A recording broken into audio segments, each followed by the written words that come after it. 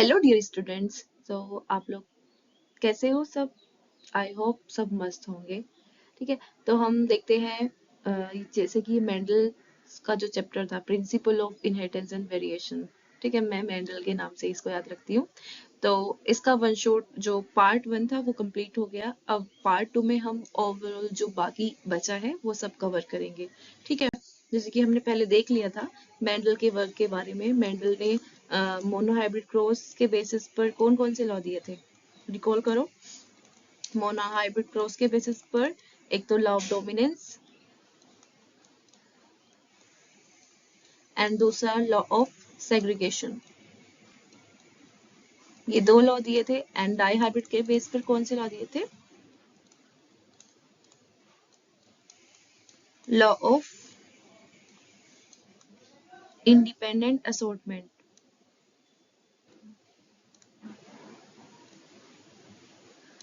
और आपको ये भी पता होगा रेशियो क्या था, फिनोटाइपिक रेशियो और जीनोटाइपिक रेशियो भी इनका रिकॉल करो। जैसे कि इसका था 3:1 एंड जीनोटाइपिक क्या था इसका 1:2:1 है ना। एंड डाई हाइब्रिड का 9:3:3:1 ये फिनोटाइपिक था। और जीनोटाइपिक क्या था आप रिकॉल करो और ये शॉर्ट नोट में ऐसे लिखो। देन और इसके अलावा क्या था, जैसे कि अगर कोई टोल है, ठीक है, कोई F1 प्रोजेनी या F2 प्रोजेनी टोल है या कोई और भी डोमिनेंस करेक्टर जो भी है, 7 पेयर ऑफ करेक्टर जो थे वो मेंडल ने पढ़े, मतलब मेंडल ने उन पे स्टडी किया था। ठीक है, अगर हमें F1 में F2 में प्रोजेनी जो है वो हमें डोमिनेंस वाली दिख रही है, तो हमें कैसे पता लगेगा कि वो हेट्रोजाइगस डोमिनेंस है या फिर वो होमोजाइगस वाला है, जीनोटाइप कैसा होगा उसका। तो उसको जानने के लिए क्या किया जाता है, टेस्ट क्रॉस किया जाता है। टेस्ट क्रॉस में क्या होता है, टेस्ट क्रॉस में रिसेसिव जो होता है मतलब जो भी ट्रेट है, मान लो ये था हमारा ऐसा था F1 और हमें पता लगाना है कि ये, मतलब हमें नहीं पता कि ये ऐसा है या फिर ऐसा है। ठीक है, हमें पता है कि ये टोल है लेकिन हमें इसका जीनोटाइप जानना है। तो हम जीनोटाइप जानने के लिए क्रॉस कराएंगे इसको विद दी ड्वार्फ के साथ, यानी कि रिसेसिव के साथ कराएंगे क्रॉस। ठीक है, तो रिसेसिव पेरेंट के साथ जो है क्रॉस करा के हमें अगर हमें रेशियो मिलता है क्या 1:1 मिलता है, 1:1 इस तरह टोल और ड्वार्फ का, तो इसका मतलब था कि ये ऐसा वाला होगा। और अगर सारे टोल मिलेंगे तो यानी कि ऐसा वाला होगा। ठीक है, अब हम देखते हैं आगे। इसके अलावा और क्या था कि लॉ ऑफ डोमिनेंस जो है, लॉ ऑफ डोमिनेंस का एक्सेप्शन क्या है? एक्सेप्शन देखे हमने दो, एक तो इनकम्प्लीट डोमिनेंस था, है ना, और दूसरा था कोडोमिनेंस। लॉ ऑफ सेग्रीगेशन का कोई एक्सेप्शन नहीं है। और लॉ ऑफ इंडिपेंडेंट असॉर्टमेंट का यहाँ पे तो मतलब एनसीईआरटी में इतना कुछ नहीं दिया, आपको बस ये याद रखना है कि लॉ इसका एग्जाम्पल क्या था और बाकी कोडोमिनेंस का एग्जाम्पल, ये सब चीजें आपको याद होनी चाहिए। इसके अलावा हमने देखा था पॉलीजेनिक इनहेरिटेंस, ठीक है, और प्लियोट्रोफी, तो वो भी आप सब जो है रिकॉल करते रहिए। फिर इसके आगे हम देखते हैं क्रोमोसोमल थ्योरी ऑफ इनहेरिटेंस के बारे में। तो उससे पहले देखते हैं कि जो मेंडल ने जो अपना वर्क था वो 1865 में जो है पब्लिश किया, लेकिन वो अनरिकॉग्नाइज रहा 1900 तक। तो इसका रीजन क्या था, उस टाइम पे जो है कम्युनिकेशन इतने जो है इजीली नहीं था जैसे कि आज है कि गूगल के थ्रू एकदम जो है वो स्प्रेड हो जाती है, यूट्यूब पे, इंस्टाग्राम पे, फेसबुक पे, ये सारी चीजें हैं आजकल, बहुत कुछ है। ठीक है, सोशल मीडिया है जिससे चीजें जो है वो इतनी जल्दी स्प्रेड होती है। तो उस टाइम कम्युनिकेशन इतना इजी नहीं था। दूसरी चीज ये थी कि उनका कंसेप्ट था जीन के बारे में, और उन्होंने बोला कि वो स्टेबल होते हैं और डिस्क्रीट यूनिट होती है जो कि जो भी ट्रेट्स होते हैं उनके एक्सप्रेशन को कंट्रोल करती है। ठीक है, अब उन्होंने बोला कि पेयर ऑफ एलील होती है वो ब्लेंड भी नहीं करती है, तो वो जो है एक्सेप्ट नहीं किया गया। और क्योंकि जो नेचर है, नेचर में इतनी ज्यादा वेरिएशन दिखती है, तो इस तरह से वो एक्सेप्ट नहीं किया भाई कि ब्लेंड भी नहीं किया, इतनी वेरिएशन कहाँ से आ गई है। फिर तीसरी बात आती है कि मेंडल ने जो है मैथ्स को यूज किया बायो में, तो ये वाली चीज भी साइंटिस्ट उस टाइम बायोलॉजिस्ट एक्सेप्ट नहीं कर रहे थे। और मेंडल ने जो वर्क था उसने फैक्टर जीन की बात की थी, तो वो फिजिकल प्रूफ भी नहीं दे पाया था कि उनके एग्जिस्टेंस का। तो ये सब रीजन थे जिसकी वजह से एकदम से लोगों ने मेंडल की बात को एक्सेप्ट नहीं किया था। तो अभी हम देखते हैं 3 साइंटिस्ट थे, de Vries, Correns and Tschermak, जो थे उन्होंने इंडिपेंडेंटली रीडिस्कवर किया मेंडल के रिजल्ट्स को। ठीक है, और also by this time due to advancement in microscopy, क्योंकि इसके बाद माइक्रोस्कोपी में भी एडवांसमेंट आई, तो साइंटिस्ट ने जो है केयरफुली ऑब्जर्व किया सेल डिवीजन को, और सेल डिवीजन में this lead to discovery of structure in the nucleus that appear to double and divide just before each cell division. तो माइक्रोस्कोपी में एडवांसमेंट की वजह से सेल डिवीजन को केयरफुली ऑब्जर्व कर सके लोग, तो न्यूक्लियस में देखा कि कुछ चीज है जो डबल होती है जस्ट बिफोर सेल डिवीजन, मतलब वो डबल होती है और फिर डिवाइड होती है, और वो क्या चीज है, दैट इज क्रोमोजोम। क्रोमोजोम मतलब कलर बॉडी, क्योंकि वो विजुअल स्टेनिंग के थ्रू वो दिख रही थी, वो कलरफुल दिख रही थी। तो बाय 1902 क्रोमोसोम मूवमेंट देखा during meiosis had been work out. तो मतलब पहले ये पता लग गया कि कोई चीज है जो कि डिवाइड कर डबल हो रही थी फिर डिवाइड हो रही थी, तो वो कलरफुल दिख रही थी स्टेनिंग के थ्रू, तो उसको क्रोमोसोम बोल दिया। एंड क्रोमोसोम का फिर मूवमेंट भी देखा बाय 1902 में। तो जो सटन एंड बोवेरी थे, तो आपको यहाँ पे देखो क्वेश्चन कहाँ से बनता है, जैसे कि ये तीन साइंटिस्ट थे, डिवरीज, कोरेंस एंड मार्क जो थे, इन्होंने इंडिपेंडेंटली मेंडल के रिजल्ट को देखा, ठीक है, यहाँ से क्वेश्चन आता है। फिर दूसरी चीज ये कि जो सटन एंड बोवेरी हैं, उन्होंने देखा बिहेवियर ऑफ क्रोमोसोम। क्रोमोसोम का बिहेवियर बिल्कुल पैरेलल था जिस जीन के बिहेवियर के, जो and use chromosome movement to explain Mendel law. तो उन्होंने जो है मेंडल की लॉ को एक्सप्लेन करने के लिए क्रोमोसोम के मूवमेंट को यूज किया, ठीक है। उन्होंने देखा कि जिस तरह से जीन जो है काम कर रहे थे, जीन जैसे कि पेयर में थे, इसी तरह क्रोमोसोम पेयर में है, फिर सेग्रीगेट हो रहे हैं, जैसे वो सेग्रीगेट होते हैं तो जीन भी इस तरह सेग्रीगेट हो रहे हैं, है ना। एंड देन जाइगोट में फिर से मतलब वो दोनों दो एक साथ आते हैं, मतलब जब डिप्लॉयड होते हैं तो दो होते हैं, पेयर में होते हैं, ठीक है। तो फिर recall that you have study the behaviour of chromosome during mitosis. तो मतलब यहाँ पे एनसीईआरटी में लिखा है कि जैसे कि हमने जो है क्लास 11th में बायोलॉजी में माइटोसिस मियोसिस ये पढ़ा ही है ना। तो ये रिकॉल करने के बोल रहे हैं कि इंपॉर्टेंट थिंग क्या है, chromosome as well as gene जो है वो पेयर्स में होते हैं, और जैसे कि दो अलील होती है जीन की, वो पेयर में होती है और वो होमोलोगस साइट पर प्रेजेंट होती हैं। जैसे कि क्रोमोसोम है, क्रोमोसोम पर जो जीन है वो जैसे मान लो ये ए जीन है, तो ये होमोलोगस साइट पर होगी बिल्कुल, है ना। अब इसकी अलग अलग फॉर्म हो सकती है, ए स्टार हो गया या फिर कुछ इस तरह से बी है, तो ये सब जो है ये बिल्कुल होमोलोगस पोजीशन पर होती है, होमोलोगस क्रोमोसोम के। फिर देखो यहाँ पे दिखाया है meiosis and germ cell formation in a cell with 4 chromosome. तो यहाँ पे दिखाया देखो ये कितने क्रोमोसोम है, ये 4 क्रोमोसोम्स हैं, ठीक है, G1 में 4 क्रोमोसोम है। देन अब एस फेज जब आती है तो जब डीएनए डबल हो जाता है ना, डीएनए डबल हो जाता है। यहाँ पे देखो ये डबल हो गए हैं, डबल सब डबल दिख रहे हैं ना, G2 में आकर डबल दिख रहे हैं। देन मियोसिस फर्स्ट में क्या होता है कि मियोसिस फर्स्ट में, क्योंकि ये होमोलोगस क्रोमोसोम है, ये 4 दिख रहे हैं, ये एक दूसरे के होमोलोगस है, ये एक दूसरे के होमोलोगस है, क्योंकि ये डिप्लॉइड सेल दिख रही है, तो डिप्लॉइड में हर एक का पेयर होता है, ठीक है। तो म्योसिस फर्स्ट में जो है होमोलोगस अलग हो जाते हैं, यानी कि इधर वाले एक तरफ चले जाएंगे, इधर वाले एक तरफ चले जाएंगे।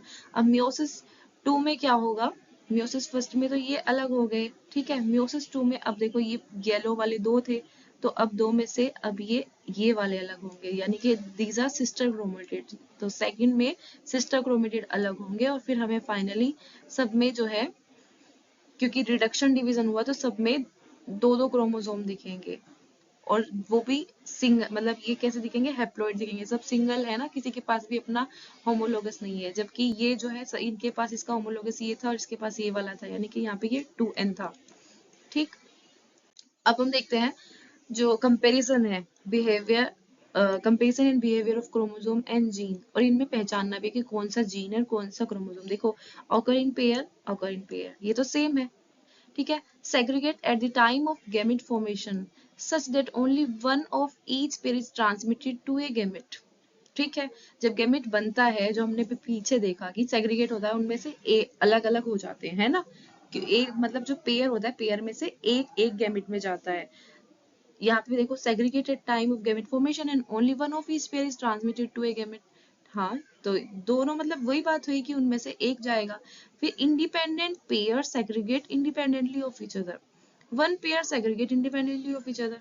अब इस वाले पॉइंट से थोड़ा डाउट आता है, यहाँ पे बोला कि इंडिपेंडेंट पेयर सेग्रीगेट इंडिपेंडेंटली, इसका मतलब है कि जो इंडिपेंडेंट पेयर है यानी कि जो एक दूसरे पर डिपेंड नहीं है, दूसरे से अलग अलग है, तो वो इंडिपेंडेंटली सेग्रीगेट हो जाएगा। लेकिन अगर वो डिपेंडेंट होते, अगर वो एक साथ को होते, तो वो सेग्रीगेट नहीं होते। यहाँ पे बोला कि एक पेयर दूसरे से अलग हो जाएगा, यानी कि एक पेयर है, ये जैसे पेयर है, ठीक है, तो ये एक दूसरे से अलग हो जाएंगे। यहाँ तो डायरेक्टली ये बात बोल दी कि एक अलग चला जाएगा, एक अलग चला जाएगा। One pair segregate independently another, जैसे कि दूसरा वाला कोई दूसरा पेयर होगा तो ये उस पर डिपेंड नहीं करता। अभी मान लो एक इस तरीके से हम कलर भी अलग ले लेते हैं, ग्रीन, ग्रीन ब्लू, और ऊपर वाले में भी रेड और येलो कर लेते हैं। तो अब ये जो है डिपेंड नहीं करता इस बात पे। अब देखो यहाँ पर जब डिवीजन होगा तो जरूरी नहीं कि जिसमें रेड वाला आए उसमें जो है उसको फर्क पड़ रहा है इस दूसरे से, उसमें रेड वाले में ब्लू भी आ सकता है या ग्रीन भी आ सकता है ना। इसी तरह दूसरे में ऐसा हो सकता है, क्योंकि वैसे भी यहाँ पे क्या होगा जब डिवीजन होता है इस तरह से होती है ना, कॉपी बना के रखते हैं, मतलब सबके सब जो है अपनी सिस्टर क्रोमेटिड बना लेते हैं ना एस फेज में, तो इस तरह से मिलेंगे। अब क्या होगा, चार तरह के मिले, अब ये रेड के साथ ब्लू आ गया, अब ये हो सकता है कि रेड के साथ ग्रीन आ जाए, रेड वाले के साथ कौन आ गया, ग्रीन वाला आ गया। इसी तरह दूसरे में ऐसा हो सकता है कि येलो के साथ जो है, येलो के साथ ब्लू आ गया, या फिर ऐसा हो सकता है कि येलो के साथ ग्रीन आ जाए, येलो के साथ ग्रीन आ जाए। तो यानी कि एक तो ये था और दूसरा ये था, तो एक पेयर का जो है ये बोला कि one pair segregate independently another pair, ठीक है, एक दूसरे के पे डिपेंड नहीं कर रहा है। लेकिन इन्होंने बोला independent pair segregate independently of each other, यानी कि अगर वो ऐसा हो कि मान लो अगर ये जीन जो है, ये जीन 1 है और ये जीन 2 है, अगर ये अलग अलग पर है तो वो अलग अलग जाएंगे। लेकिन अगर ऐसा होता कि वो एक ही क्रोमोसोम पर 1 और 2 है, इसी पर है, तो वो अगली साइकिल में भी एक साथ जाएंगे ना, क्योंकि वो एक पर ही है, यानी कि वे इंडिपेंडेंट नहीं है। यहाँ पर ये इंडिपेंडेंट दिख रहे हैं, यहाँ पे ये इंडिपेंडेंट नहीं है, तो इंडिपेंडेंट पेयर्स जो है वो सेग्रीगेट करेंगे इंडिपेंडेंटली ऑफ ईच अदर। तो यानी कि यहाँ इससे पता चला कि ये वाला जो साइड है ये कौन सा है, ये जीन का है, जीन जो होते हैं, ठीक है, और जबकि ये वाला साइड जो है क्रोमोसोम का है। तो यही पूछा है, can you tell which of the column जो है वो क्रोमोसोम है, कौन सा जीन है, ठीक है। अब देखते हैं, during anaphase of meiosis 1 the two chromosome can align at metaphase plate independently of each other। तो देखो यहाँ पे क्या है, पॉसिबल यहाँ है कि देखो पीछे भी हमने देखा ऐसे कि ये जो है ये एक पेयर हो गया, ये दूसरा, यानी कि ये 1 2 दो पेयर ऑफ यहाँ पे क्रोमोसोम दिखाए हैं। तो एनाफेज में जो है ये अलाइन हो जाते हैं, ठीक है, मेटाफेज प्लेट पर, और इस तरह से एक दूसरे के सामने होते हैं।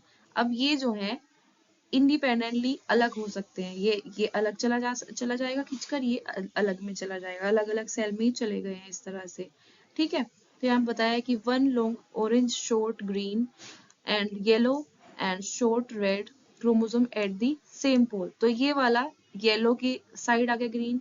अब ऐसा तो नहीं है कि येलो इसके मतलब ऑरेंज की साइड ग्रीन आया है, लेकिन ऐसा भी तो हो सकता है कि one orange and short red and yellow जो है long yellow and short green आ जाए। यानी कि यहाँ पे देखो इधर वाला जो है रेड वाला ये इधर आ गया। तो ये बताया कि एनाफेज पे जो क्रोमोसोम होते हैं वो अलाइन होते हैं इंडिपेंडेंटली, वो एक दूसरे पे से इंडिपेंडेंट रहते हैं कि इसके साथ कौन सा अलाइन होगा। यानी कि ये भी एक पेयर है, ये भी पेयर है, तो इस ऑरेंज के साइड वाला जो है वो ग्रीन हो सकता है, या इस ऑरेंज की साइड वाला रेड भी हो सकता है, इसी तरह इस येलो की साइड वाला रेड हो सकता है या ग्रीन भी हो सकता है। तो ये इंडिपेंडेंट है। तो यही बोला कि एनाफेज में जो है दो क्रोमोसोम जो है वो अलाइन जो हो रहे हैं मेटाफेज प्लेट पर, वो इंडिपेंडेंट है एक दूसरे से, कि वो ये नहीं कि जब जहां येलो जाएगा वहीं ग्रीन जाएगा, ऐसा नहीं है। मतलब जहां ये ऑरेंज जा रहा है वहीं ग्रीन जा रहा है, तो ऐसा नहीं है। तो यही बात बोल रहे हैं कि इंडिपेंडेंट होते हैं। तो ये इंडिपेंडेंट यहाँ पे इस साइड ये आ गया, तो इस तरह से हमें गैमेट्स मिला कि इसमें जो है फाइनली गैमेट में हमें दिख रहा है कि ऑरेंज और ग्रीन आया है, ऑरेंज के साथ ग्रीन और येलो के साथ रेड, लेकिन ऐसा भी हो सकता है कि ऑरेंज के साथ रेड आ जाए और येलो के साथ ग्रीन आ जाए। तो ये यही बात बता रहे हैं। फिर नेक्स्ट चलते हैं। सटन एंड बोवेरी जो है, उन्होंने बोला कि जो पेयरिंग है एंड सेपरेशन जो है क्रोमोसोम का would lead to segregation of a pair of factor that they carry. तो उन्होंने बोला कि भाई जो पेयरिंग है, और पहले पेयरिंग हो रही है और फिर सेपरेशन हो रहा है क्रोमोसोम का, तो वो जो है सेग्रीगेशन हो रहा है उन पेयर ऑफ फैक्टर्स का, यानी कि जब क्रोमोसोम अलग हो रहे हैं, ठीक है, यानी कि क्रोमोसोम है, क्रोमोसोम पर कुछ फैक्टर्स यानी कि 1 2 कोई चीज है, ठीक है, हम अलग अलग कलर ले लेते हैं 1 2, तो यानी कि जब इनका सेग्रीगेशन होगा, ये अगर अलग अलग हो गए, ये एक में चला गया, ये दूसरे में चला गया, तो इनके साथ साथ सेग्रीगेशन हो रहा है ना उन फैक्टर्स का भी जो इसके ऊपर है ठीक है, इनके ऊपर जो फैक्टर्स हैं उनका भी सेग्रीगेशन हो रहा है। तो सटन ने बताया united the knowledge of chromosomal segregation with Mendelian principle. तो उन्होंने जो है क्रोमोसोमल सेग्रीगेशन को मेंडेलियन के प्रिंसिपल के साथ जो है जोड़ने की कोशिश की, और उन्होंने इसको बोला कि उन्होंने बताया इसको क्रोमोसोमल थ्योरी ऑफ इनहेरिटेंस। वहां पे जैसे मेंडल बोल रहा था कि फैक्टर्स सेग्रीगेट हो रहे हैं, तो यहाँ पे उन्होंने बोला कि जब क्रोमोसोम सेग्रीगेट होते हैं तो उनके साथ साथ ना उनके ऊपर जो फैक्टर्स होते हैं वो भी अलग हो जाते हैं। अब जो फैक्टर्स जो इस वाले पर प्रेजेंट होंगे वो चले जाएंगे इसके ऊपर है, वो तो जो दूसरे हैं वो दूसरे में चले जाएंगे, है ना, दो गैमेट्स में चले जाएंगे अलग अलग में। तो ये वही बात बोलने की कोशिश कर रहा है। तो सटन ने जो है वो क्रोमोसोमल थ्योरी ऑफ इनहेरिटेंस बोला इसको, मेंडेलियन प्रिंसिपल से इसे जोड़ने की कोशिश की। और फिर इसके साथ साथ ही इन आइडियाज के साथ साथ एक्सपेरिमेंटल वेरिफिकेशन हुई क्रोमोसोमल थ्योरी ऑफ इनहेरिटेंस की। तो अभी कितने साइंटिस्ट के नाम आ गए हैं, ठीक है। तो ये सटन बोवेरी जो है इन्होंने क्रोमोसोमल थ्योरी ऑफ इनहेरिटेंस दिया था, क्वेश्चन ये आ जाता है, ठीक है। और इसके अलावा जो साइंटिस्ट थे थॉमस हंट मॉर्गन, उनके कुछ कलीग्स जो थे उन्होंने इसको वेरीफाई करने की, इसके बारे में चेक किया, एक्सपेरिमेंटल वेरिफिकेशन की, और उन्होंने जो है led to discovering the basis of variation that sexual reproduction produce. तो उन्होंने ये मतलब उन्होंने ये डिस्कवर कर दिया कि जो सेक्सुअल रिप्रोडक्शन के थ्रू वेरिएशन आती है। अब देखते हैं उन्होंने जो है जो ड्रोसोफिला था, आपको भी देखना है कि थॉमस एंड मॉर्गन ने क्या किया, ड्रोसोफिला मेलानोगास्टर पर वर्क किया, ठीक है। ये फ्रूट फ्लाई थी, ये टीनी थी, और दूसरी चीज ये जो है स्टडी करना इन पे आसान था, इनको सिंपल मीडियम में जो है लेबोरेटरी में सिंथेटिक मीडियम में ग्रो किया जा सकता था। इनकी जो लाइफ साइकिल थी वो बहुत शॉर्ट थी, 2 वीक्स के आसपास की, और सिंगल मेटिंग से बहुत सारे जो है प्रोजेनी मिलते थे, ठीक है। तो और साथ ही साथ इसके ये बात भी थी कि जो मेल और फीमेल है ना उनमें भी अलग अलग दिखाई देता था डायरेक्ट, जैसे कि यहाँ पे देखो ये मेल है, ये छोटा है, एंड ये फीमेल है, ये लार्ज है, ठीक है। तो मेल और फीमेल में ना आराम से डिस्टिंग्विश करना भी आसान था। Also it has many types of heredity variation that can seen with low power microscope. तो इनको ना लो पावर माइक्रोस्कोप से भी ना इजीली देखा जा सकता था। तो इसलिए जो है थॉमस मॉर्गन ने जो है ये मतलब ड्रोसोफिला पे वर्क किया, क्योंकि वो इजीली उसे ग्रो करा सकते थे और उसकी लाइफ साइकिल। तो अभी तक हमें कितने साइंटिस्ट के बारे में पता लग गया। एक तो वो थे जिन्होंने मेंडल के बारे में पढ़ा था, डी वरीज, और वो 3 लोग थे। फिर सटन एंड बोवेरी जिन्होंने क्रोमोसोमल थ्योरी ऑफ इनहेरिटेंस दी, उन्होंने बताया कि बिल्कुल ऐसा ही पैरेलल करेक्टर शो करते हैं, मतलब जैसा नेचर जीन का है, मतलब जैसा मेंडल ने जीन के बारे में बताया था वैसा ही हमें क्रोमोसोम्स का भी दिखता है ना। और उन्होंने क्रोमोसोमल थ्योरी ऑफ इनहेरिटेंस दे दी। इसके बाद इसको वेरीफाई करने कौन आया, मॉर्गन आए। मॉर्गन ने ड्रोसोफिला पे स्टडी किया, और क्यों किया इसमें यहाँ पे बताया, मतलब ड्रोसोफिला पे स्टडी करना उनके लिए आसान क्यों था, क्योंकि सिंपली ग्रो कर सकते थे मीडिया पे लैब में, ठीक है। और उनकी लाइफ साइकिल भी शॉर्ट थी, और मेटिंग एक ही सिंगल मेटिंग के बाद वो काफी लार्ज नंबर ऑफ प्रोजेनी को प्रोड्यूस करते थे, है ना, उनके बच्चे एक ही बार में बहुत ज्यादा होते थे। और क्लियरली हमें दिख रहा था कि मेल और फीमेल जो है वो कौन कौन है पहचानना आसान था, बहुत ही लो पावर माइक्रोस्कोप के साथ भी। अब देखते हैं आगे मॉर्गन जो थे। अब मॉर्गन ने क्या किया, उन्हें सिलेक्ट किया, उसके बाद उन्होंने बहुत सारे डाइहाइब्रिड क्रॉस किए, जैसे कि carried out several dihybrid cross in Drosophila to study gene that was sex linked। तो उन्होंने देखा उन जीन पे स्टडी किया जो सेक्स लिंक्ड थे, ठीक है। मेंडल के ज्यादातर जो थे ना वो सब किस टाइप के थे, वो ऑटोजोमल थे। तो यहाँ पर देखो क्या होगा, cross were similar to dihybrid cross, बिल्कुल उन्होंने मेंडल के जैसा ही क्रॉस किया, जैसे मेंडल ने किया था ना कि डाइहाइब्रिड क्रॉस किया, जैसे पी प्लांट पे किया था वैसे ही। तो मॉर्गन ने जो है यहाँ पे देखो एग्जाम्पल, मॉर्गन ने क्या किया, हाइब्रिडाइज किया yellow body and white I females को। ठीक है, दो करेक्टर लिए डाइहाइब्रिड क्रॉस जैसा, कि बॉडी जो थी उनकी येलो थी और आंखें उनकी सफेद थी। फिर जिसके साथ क्रॉस किया, ब्राउन बॉडी वाले रेड आई मेल के साथ।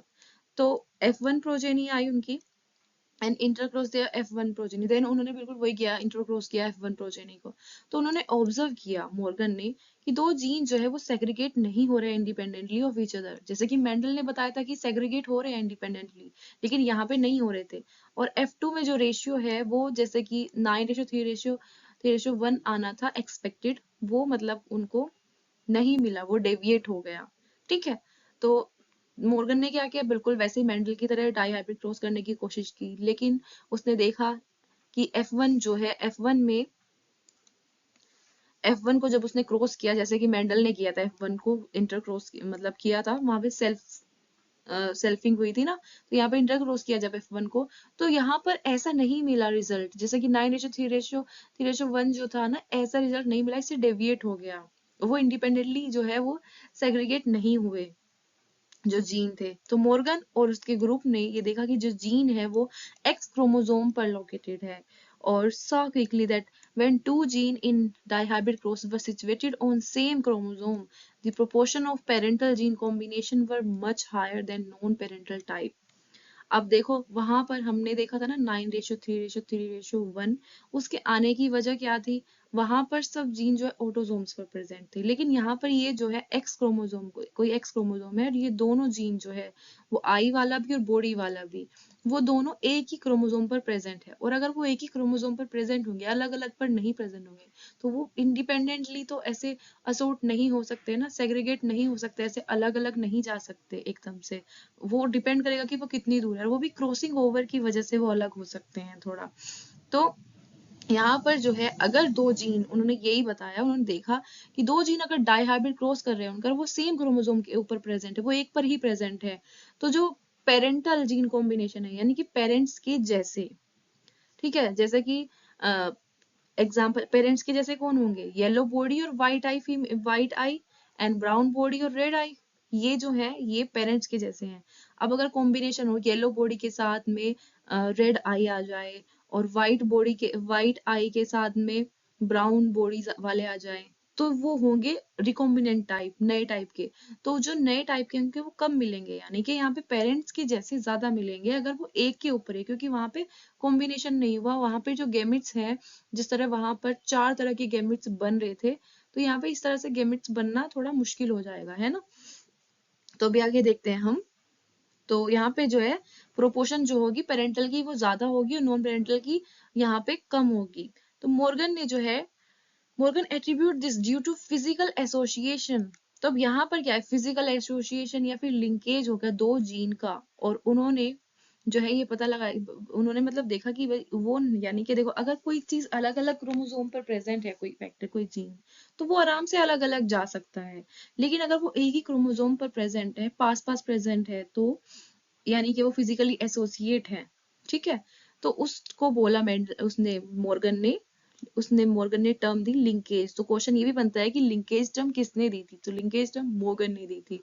तो लिंकेज का मतलब है कि फिजिकली जो है जीन एसोसिएट है, वो एक क्रोमोसोम पर प्रेजेंट है। ठीक है, और उसने ये टर्म भी दी, टर्म रिकॉम्बिनेशन। तो उसने लिंकेज एंड रिकॉम्बिनेशन दो टर्म दी। रिकॉम्बिनेशन का मतलब है डिस्क्राइब की जनरेशन ऑफ नॉन पेरेंटल, यानी कि पेरेंट्स जैसे हैं, पेरेंट्स से अलग कॉम्बिनेशंस अगर बने, यानी कि पेरेंट्स में जिस तरह से कॉम्बिनेशन बने हुए हैं, उससे अलग जो कॉम्बिनेशन बनेंगे दैट आर रिकॉम्बिनेंट। तो लिंकेज एंड रिकॉम्बिनेशन टर्म जो है वो मॉर्गन ने दी।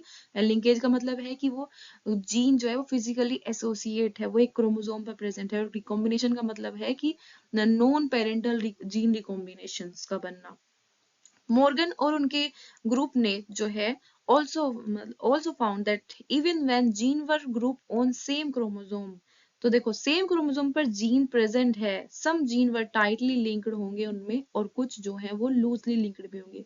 अब टाइटली और लूजली का मतलब है कि कोई क्रोमोसोम है, ये क्रोमोसोम है, इसमें ये जीन 1 है, ये जीन 2 है, जीन 3, जीन 5। तो अब देखो ये जो जीन है, ये जीन नजदीक नजदीक है, तो इनको बोलेंगे कि ये टाइटली लिंक है। लेकिन ये जो 5 वाला है, 5, अगर हम 1 एंड 5 देखें तो इनको हम बोलेंगे लूजली लिंक्ड है ना। और इसका मतलब है लूजली लिंक्ड क्यों है, क्योंकि ये दूर है।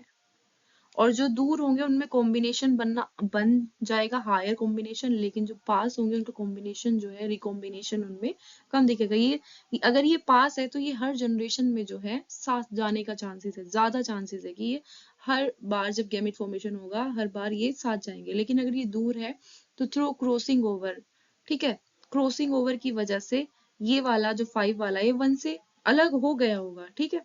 तो इस वजह से रिकॉम्बिनेशन मिल गए होंगे। तो यहाँ पे टर्म मिलती है हमें लिंकेज, रिकॉम्बिनेशन। फिर लिंक्ड में भी आते हैं कि टाइटली लिंक्ड और लूजली लिंक्ड। टाइटली होंगे तो रिकॉम्बिनेशन कब बनेंगे, और लूजली होंगे तो ज्यादा रिकॉम्बिनेशन मिलेंगे। तो देखो यहाँ पर जो है, for example, he found that the gene white and yellow were very tightly linked and show only। अब देखो यहाँ पर देखो दो क्रॉस दिख रहे हैं, ठीक है। अभी हमने पीछे देखा कि मॉर्गन ने लिंकेज के बारे में बोला, रिकॉम्बिनेशन के बारे में बोला, फिर टाइटली लिंक्ड और लूजली लिंक्ड के बारे में।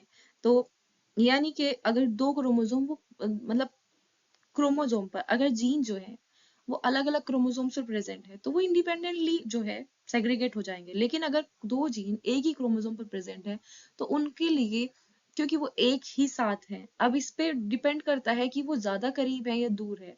तो यानी कि अगर वो पास होंगे तो उन्हें लिंक्ड बोलेंगे, मतलब उनको बोलेंगे टाइटली लिंक्ड। अगर वो थोड़ा दूर है तो वो लूजली लिंक्ड होंगे। और क्रॉसिंग ओवर के थ्रू मतलब वो सेग्रीगेट हो सकते हैं, वो रिकॉम्बिनेशन बना सकते हैं। लेकिन अगर ज्यादा करीब होंगे तो उनके लिए रिकॉम्बिनेशन बनाना मतलब वो हर जगह साथ साथ जाएंगे। बहुत सारे जीन ऐसे होते हैं जो बहुत ही क्लोज होते हैं, बहुत ही ज्यादा टाइटली लिंक्ड होते हैं, तो वो एक साथ जाते हैं। तो यहाँ पे देखो, अब देखो क्रॉस ए है एंड क्रॉस बी है। क्रॉस ए में आप देखिए ये पेरेंटल है, येलो और व्हाइट, ठीक है। और वाइल्ड टाइप जो है ये लिया है वाइल्ड टाइप, जिसमें देखो यहाँ पे हमें दिख रहा है कि ये वाले जीन यानी कि Y प्लस और W प्लस वाला ले लिया। अब यहाँ पर देखो ध्यान से कि ये लिया है मेल एंड ये ली है फीमेल। फिर देखो F1 जनरेशन में है कॉम्बिनेशन मिले, ठीक है, यानी कि ये क्रोमोसोम अलग अलग हुए। अब इसके साथ एक ये वाला आ गया X, ठीक है, ये वाला X था, X इसके साथ ये वाला X आ गया, इसके साथ ये वाला Y आ गया। तो यहाँ पर ये वाइल्ड टाइप शो करेगा, ठीक। अब नेक्स्ट में जब कराएंगे इनका, और मतलब यही इन्हीं की प्रोजेनी का आपस में क्रॉस कराएंगे, F1 का क्रॉसिंग होगी, तो यहाँ पर जो है पेरेंटल 98% दिख रहे हैं एंड रिकॉम्बिनेंट दिख रहे हैं 1.3, ठीक है, 1.3 हमें दिख रहे हैं। क्योंकि देखो अब यहाँ पर क्या है, ये कितने नजदीक में है, देखो ये Y जीन था और ये W जीन था, ये कितने पास पास में है। तो हमें पेरेंटल जो है यानी कि प्लस Y प्लस और W प्लस वाला, और जो ये Y है और W, ये वाले जो है ऐसे वाले ज्यादा मिल रहे हैं, यानी कि इस टाइप के जो है पेरेंटल टाइप के। जबकि Y प्लस और W और Y और W प्लस ये वाला जो है यानी कि रिकॉम्बिनेंट जो है ये कम दिख रहे हैं। ऐसे ही यहाँ पे देखो ये मेल है, इनके मेल मेल प्रोजेनी है, ये फीमेल प्रोजेनी है। तो यहाँ पर भी जो है वाइल्ड टाइप जो है वो ज्यादा दिखेगा। और इसका रीजन क्या है, देखो यहाँ पे पेरेंटल यानी कि ज्यादा दिखा और ये कम। इसका रीजन है कि ये बहुत ज्यादा क्लोजली लिंक्ड है। और जबकि यहाँ पे देखो ये W वाला जीन है वाइट, और मिनिएचर का जो जीन है वो दूर है, ठीक है, इनके बीच में देखो काफी डिस्टेंस है। तो यहाँ पर अगर हम देखें पेरेंटल 62% है और ये 37 के आसपास है रिकॉम्बिनेंट। तो ये इससे तो 1 से तो कितने ज्यादा ज्यादा है। तो इसका रीजन क्या है, तो यही वाली बात मॉर्गन ने बताई कि भाई देखो क्या हुआ। He found that gene white and yellow जो थे वो टाइटली लिंक्ड थे, और यानी कि सिर्फ इतने रिकॉम्बिनेशन उनमें मिल रहे थे। लेकिन जो वाइट और मिनिएचर विंग शो कर रहे थे वो थोड़ा ज्यादा हमें रिकॉम्बिनेंट दे रहे हैं। तो ये जो था हिज स्टूडेंट एल्फर्ड जो थे उन्होंने फ्रीक्वेंसी ऑफ रिकॉम्बिनेशन के बारे में बताया between gene pair on same chromosome. और measure the distance between gene and mapped their position on the chromosome। तो उन्होंने रिकॉम्बिनेशन के बेसिस पर ना ये बता दिया कि उन्होंने देखा रिकॉम्बिनेशन जो फ्रीक्वेंसी थी इसके बेसिस पर उनके स्टूडेंट ने, क्योंकि ये हमें यहाँ पे दिख रहा है, ये डायरेक्टली ऐसे नहीं पता लगा होगा उनको, उन्हें तो सिर्फ ये दिखा कि भाई अगर ये वाला था ये सेम ही क्रोमोसोम पर प्रेजेंट था लेकिन इनका रिकॉम्बिनेशन कम आ रहा है, ये दो जीन का जब हम देख रहे हैं डायहाबिट, और जो दूसरे वाला देख रहे हैं व्हाइट और मिनिएचर वाला, इसमें रिकॉम्बिनेशन हमें काफी ज्यादा मिल रहे हैं। तो उन्होंने कुछ तो सोचा होगा कि भाई ज्यादा क्यों मिल रहे हैं, तो उनके स्टूडेंट ने ये जो है फ्रीक्वेंसी देखी रिकॉम्बिनेशन की जो फ्रीक्वेंसी आई है इसके बेसिस पर उन्होंने मेजर किया कि उन जीन के बीच में कितनी डिस्टेंस है, उन्होंने क्रोमोसोम पर पोजीशन के बारे में बता दिया। ठीक है, तो यानी कि अगर किसी में ना रिकॉम्बिनेशन ये पहचानना है आपको कि डिस्टेंस उनके बीच में ज्यादा है या कम है, अगर उनकी रिकॉम्बिनेशन फ्रीक्वेंसी दी है, अगर किसी की फ्रीक्वेंसी ज्यादा होगी, ठीक है, यानी कि उसके रिकॉम्बिनेंट ज्यादा बन रहे हैं, तो यानी कि वो जो है वो दूर है। ठीक है, अगर आपको दो रिकॉम्बिनेशन फ्रीक्वेंसी दी है, कोई दी होगी यानी कि 30 के आसपास और दूसरी की दी है RF मतलब ए है कोई जीन उसकी ये वाली दी है और बी वाले की दी है कितनी, ऐसे दे दी 5 के आसपास। ठीक है, किससे, यानी कि मतलब सी ए दे दिया, सी ए एंड सी बी, यानी कि इन जो दो जीन है इनकी फ्रीक्वेंसी इतनी है और इसकी 5 है, जिसकी 5 होगी इसका मतलब है जितनी कम रिकॉम्बिनेशन फ्रीक्वेंसी उतना जो है वो ज्यादा करीब होंगे, यानी कि सी और बी जो है वो पास पास होंगे और सी और ए दूर है, यानी कि ए बहुत ज्यादा दूर होगा। ठीक है, इस तरह से, तो यानी कि ये टाइटली लिंक्ड है और सी ए से जो है वो लूजली लिंक्ड है। ये इतने दूर है तो यानी कि इनका अलग होने के काफी चांसेस है और ये ज्यादा रिकॉम्बिनेंट बना सकते हैं। ठीक है, अब हम चलते हैं नेक्स्ट पॉलीजेनिक इनहेरिटेंस पर। ओह, मुझे लगा कि हमने लास्ट लेक्चर में ही पढ़ लिया, चलो देखते हैं। तो मेंडल जो थे, मेंडल ने जो स्टडी किया वो उन ट्रेट पर किया कि भाई फ्लावर कलर जो है हमें मतलब ये दिख रहा था, मेंडल के बेसिस पर था कि फ्लावर का कलर है पर्पल या वाइट हो सकता है, लेकिन इसके बीच भी तो कुछ कलर होंगे, या हाइट है टोल और ड्वार्फ हो सकती है, और भी चीजें हैं, उसने बस दो के बीच की बात कर दी। ठीक है, अब लेकिन अगर हम अपने आसपास देखते हैं तो यहाँ पे बहुत सारे ट्रेड्स हमें दिखते हैं, ऐसे नहीं कि सिर्फ दो दिख रहे हैं, उनमें एक ग्रेडियंट वाला सिस्टम होता है, जैसे कि हम ह्यूमन बीइंग को ही लेते हैं, तो ह्यूमन बीइंग में हम टॉल और शॉर्ट सिर्फ दो थोड़े ही रहते हैं, यहाँ पर तो एक रेंज होती है, यानी कि ऐसे रेंज होगी, कुछ रेंज रहेगी कि कोई यानी कि कोई थोड़ा कम हाइट वाला उससे फिर उससे ज्यादा का उससे ज्यादा उससे ज्यादा उससे ज्यादा उससे ज्यादा, इस तरह से एक रेंज रहती है। तो यानी कि शॉर्ट सिर्फ टॉल और शॉर्ट नहीं होते हैं, और जो ये रेंज है सच रेट जनरली कंट्रोल बाय, तो ये सिर्फ दो जीन से तो कंट्रोल नहीं हो सकता है, क्योंकि अगर दो जीन में हम देख रहे थे कि हम देख रहे टी टी और ये, तो यानी कि ये टॉल था एंड ये ड्वार्फ था, और फिर इनके ऐसे वाला भी जो हेटेरोजाइगस था वो भी टॉल था, लेकिन यहाँ पर तो टॉलनेस भी जो है वो कितना टॉल हो सकता है कितना कोई छोटा हो सकता है, ये एक रेंज ऐसे बना हुआ है कि थोड़ा इससे ज्यादा लंबा, थोड़ा इससे, थोड़ा इससे, थोड़ा इससे, इससे ज्यादा, इस तरह से।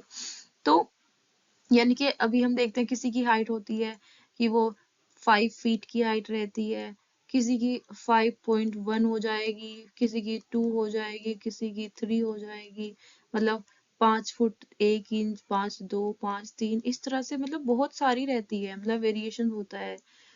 तो ये सिर्फ दो जीन पर डिपेंड नहीं होते, और इनको हम बोलते हैं, क्योंकि ये दो जीन पर डिपेंड नहीं ये ट्रेट्स, तो इसको हम बोलते हैं पॉलीजेनिक, यानी कि दो से ज्यादा जीन होंगे, यानी कि हमारी टॉलनेस के लिए भी मान लो कि 3 पेयर ऑफ जीन होंगे, 3 पेयर ऑफ जीन। ऐसे ही एग्जाम्पल दिया है कलर का, जैसे कि कलर होते हैं वो भी पॉलीजेनिक इनहेरिटेंस मतलब पॉलीजेनिक में ही आता है, यानी कि यहाँ पर कलर स्किन जो है वो ABC 3 पेयर इन पे डिपेंड है। अब अगर किसी के अंदर सारे कैपिटल होंगे इसका मतलब वो बिल्कुल डार्क कलर का होगा, और अगर सब में ये सारे के सारे स्मॉल होंगे तो यानी कि उसका कलर बिल्कुल लाइट होगा, है ना। अब इनके कितने ज्यादा कॉम्बिनेशन बन सकते हैं, ऐसा हो सकता है कि किसी के पास सिर्फ एक कैपिटल हो बाकी सारे स्मॉल हो, ऐसा बन सकता है, या ऐसा हो कि अ, ये इस तरह से भी हो सकते हैं, बहुत सारे कॉम्बिनेशन हो सकते हैं, और ये जो है उनमें कितने डोमिनेंट है उसके हिसाब से वो डार्क कलर बनेगा, जैसे ये डार्केस्ट होगा सबसे ज्यादा, ये सबसे ज्यादा लाइट होगा, लाइटेस्ट होगा, और इनके बीच जो कॉम्बिनेशन बनेंगे फिर वो कुछ थोड़ा कम लाइट इस तरह से कि जितने ज्यादा उनमें डोमिनेंट अलील प्रेजेंट होंगे उसके बेसिस पर वो डार्क होंगे। ऐसे ही हाइट के लिए भी जो है पॉलीजेनिक है, ठीक है, उसमें भी जितने ज्यादा जो है डोमिनेंट वाले होंगे उतनी ज्यादा हाइट होगी, और जो रिसेसिव वाले हैं उसकी वजह से वो थोड़ी कम हाइट रहेगी, ठीक है। तो beside the involvement of multiple gene, polygenic inheritance also takes into account the influence of environment। और साथ ही साथ ना polygenic inheritance जो है मल्टीपल जीन तो होता ही है, साथ में ये एनवायरमेंट भी इसको इन्फ्लुएंस करता है, कि एनवायरमेंट पे भी डिपेंड करता है कि कौन कैसी जगह पर रहता है, ठीक है। तो ह्यूमन की जो स्किन है, अगर स्किन का ही हम देखते हैं कि भाई जो गर्म जगह पे रहते हैं जहाँ पे टेम्परेचर ज्यादा होता है वहाँ पे ब्लैक होते हैं, तो एनवायरमेंट पे भी डिपेंड हो रहा है। लेकिन यहाँ पर जो है ये पॉलीजेनिक इनहेरिटेंस है, यहाँ पर जो है कि अलील जो है, अब देखो एडिटिव इफेक्ट शो करती है, यानी कि जितनी ज्यादा डोमिनेंट अलील होंगी उससे ज्यादा डार्क कलर दिखेगा, और अगर कम है तो यानी कि लाइट कलर दिखेगा। जैसे यहाँ दिया है ABC का एग्जाम्पल लिया है कि 3 जीन है और उसमें डोमिनेंट जो है ABC ये रिस्पॉन्सिबल है डार्क के लिए, और ऐसे ही जो रिसेसिव है वो स्किन का लाइट कलर के लिए है। तो जितने अगर सब डोमिनेंट होंगे तो जो है डार्केस्ट स्किन कलर बनेगा, और अगर सब रिसेसिव होंगे तो लाइटेस्ट बनेगा। तो as expected genotype with 3 dominant allele and 3 recessive will have intermediate color।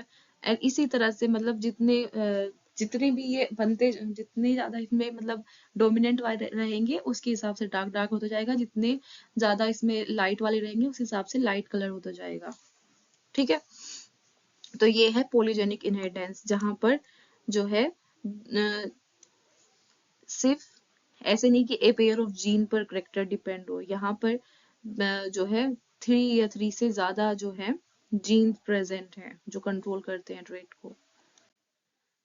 अब देखते हैं सेक्स डिटर्मिनेशन के बारे में। तो सेक्स डिटर्मिनेशन जो है अ, अभी हम आगे एनसीईआरटी के बेसिस पे भी देखेंगे। सेक्स डिटर्मिनेशन जो है यहाँ पे देखो 2 तरह का हो सकता है। ऐसा जहां पर मेल जो है, मेल का जो क्रोमोसोम है, मेल में जो क्रोमोसोम है वो अलग अलग है, यानी कि XY टाइप का, मतलब फीमेल के अंदर तो दोनों सेम है, देखो यहाँ पे XX दिख रहा है, XX यानी कि फीमेल सेम है, लेकिन मेल के जो क्रोमोसोम है वो अलग अलग है, ठीक है। तो यानी कि मेल हेट्रोगेमिटी, मेल जब गेमिट बनाएगा तो वो डिफरेंट टाइप के गेमिट्स बनाएगा, जबकि फीमेल सेम टाइप के बनाएगी, ठीक है। ऐसे ही फीमेल हेट्रोगेमिटी यहाँ पे उल्टा हो जाएगा कि यानी कि फीमेल जो है उसके जो गेमेट बनेंगे वो अलग तरीके के बनेंगे। अब देखो यहाँ पे ये XO टाइप का होता है जो कि इंसेक्ट्स में मिलता है, तो यहाँ पर फीमेल जो है यहाँ पे सिर्फ एक तरह की गेमेट बनाएगी, क्योंकि फीमेल से यहाँ पे देखो XX टाइप का है, तो यानी कि सारे क्रोमोसोम ऐसे सारे के सारे गेमेट ऐसे बनेंगे जिनमें सब X होंगे, है ना, गेमेट्स में। और जबकि यहाँ से जो है XO मेल कैसे बनाएगा, एक ऐसे गेमिट्स होंगे जिनमें O मिलेगा, O टाइप का मिलेगा, और जिसमें X मिलेंगे, 2 तरह के गेमिट, यानी कि 50% ऐसे मिलेंगे एंड 50% ऐसे मिलेंगे। और XXY में भी ऐसे ही यहाँ पे यानी कि 2 तरह के मेल जो है वो 2 तरह के गेमिट्स बनाएगा, अब जबकि फीमेल एक तरह के बनाएगी जो कि हमें मिलता है ड्रोसोफिला और ह्यूमन बीइंग में, ठीक है। अभी हम आगे इसको अच्छे से देखेंगे। अभी सेक्स डिटर्मिनेशन का आपको पता लगा कि मेल हेट्रोगेमिटी क्या होती है एंड फीमेल। मेल में जो होगा यानी कि मेल में क्रोमोसोम XXXO वाला और ये XXXY वाला, यानी कि जो ये मेल है, मेल 2 तरह के गेमेट्स बनाएगा यहाँ पर, जबकि देखो फीमेल हेट्रोगेमिटी में मेल एक ही तरह के, अब इससे जिसके पास ZZ है तो एक ही तरह के गेमेट्स बनेंगे यानी कि टोटल, और फीमेल यहाँ पे 2 तरह के गेमेट बनाएगी Z और W वाले, है ना, 50% ऐसे जिनमें Z होगा और 50% ऐसे होंगे जिसमें W होगा, ठीक है। और ये एनसीईआरटी में नहीं दिया है, लेकिन मतलब Z और ZZ टाइप का भी जो है फीमेल हेट्रोगेमिटी शो करती है ना, फीमेल में भी ऐसे वाला होता है। देन हम अब देखते हैं हनी बी में सेक्स डिटर्मिनेशन कैसे होता है।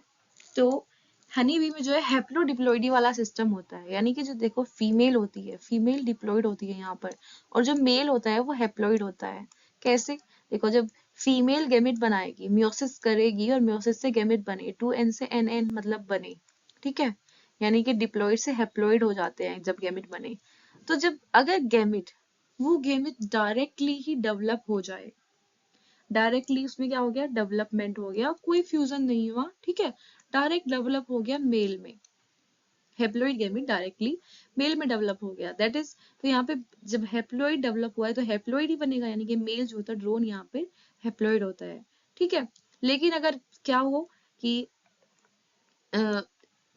इसका गेमिट बना, फीमेल ने गेमिट बनाया और वो गेमिट फ्यूज हुआ विद मेल गेमिट, मेल ने गेमिट प्रोड्यूस किया और वो गेमिट जो है फ्यूज हुआ, फ्यूज होने के बाद जाइगोट बना 2n, एंड उस जाइगोट से जब डेवलपमेंट हुआ तो यानी कि यहाँ पे फीमेल हनी भी बनती है। तो यानी कि मेल जो है वो डायरेक्ट फीमेल में जब म्योसिस होती है, म्योसिस के बाद अगर वो हेप्लॉइड जो था गेमिट और फिर उसमें डेवलपमेंट हो जाए तो ड्रोन बनेगा, मेल बन जाएगा, और जो फीमेल होगी उसमें होगा फ्यूजन। तो यानी कि जब गैमेट फ्यूजन फर्टिलाइजेशन से जो बनता है ना, दैट इज डिप्लॉयड। तो फर्टिलाइजेशन होने के बाद यहाँ पे फीमेल बनती है और मेल बिना फर्टिलाइजेशन के बनता है।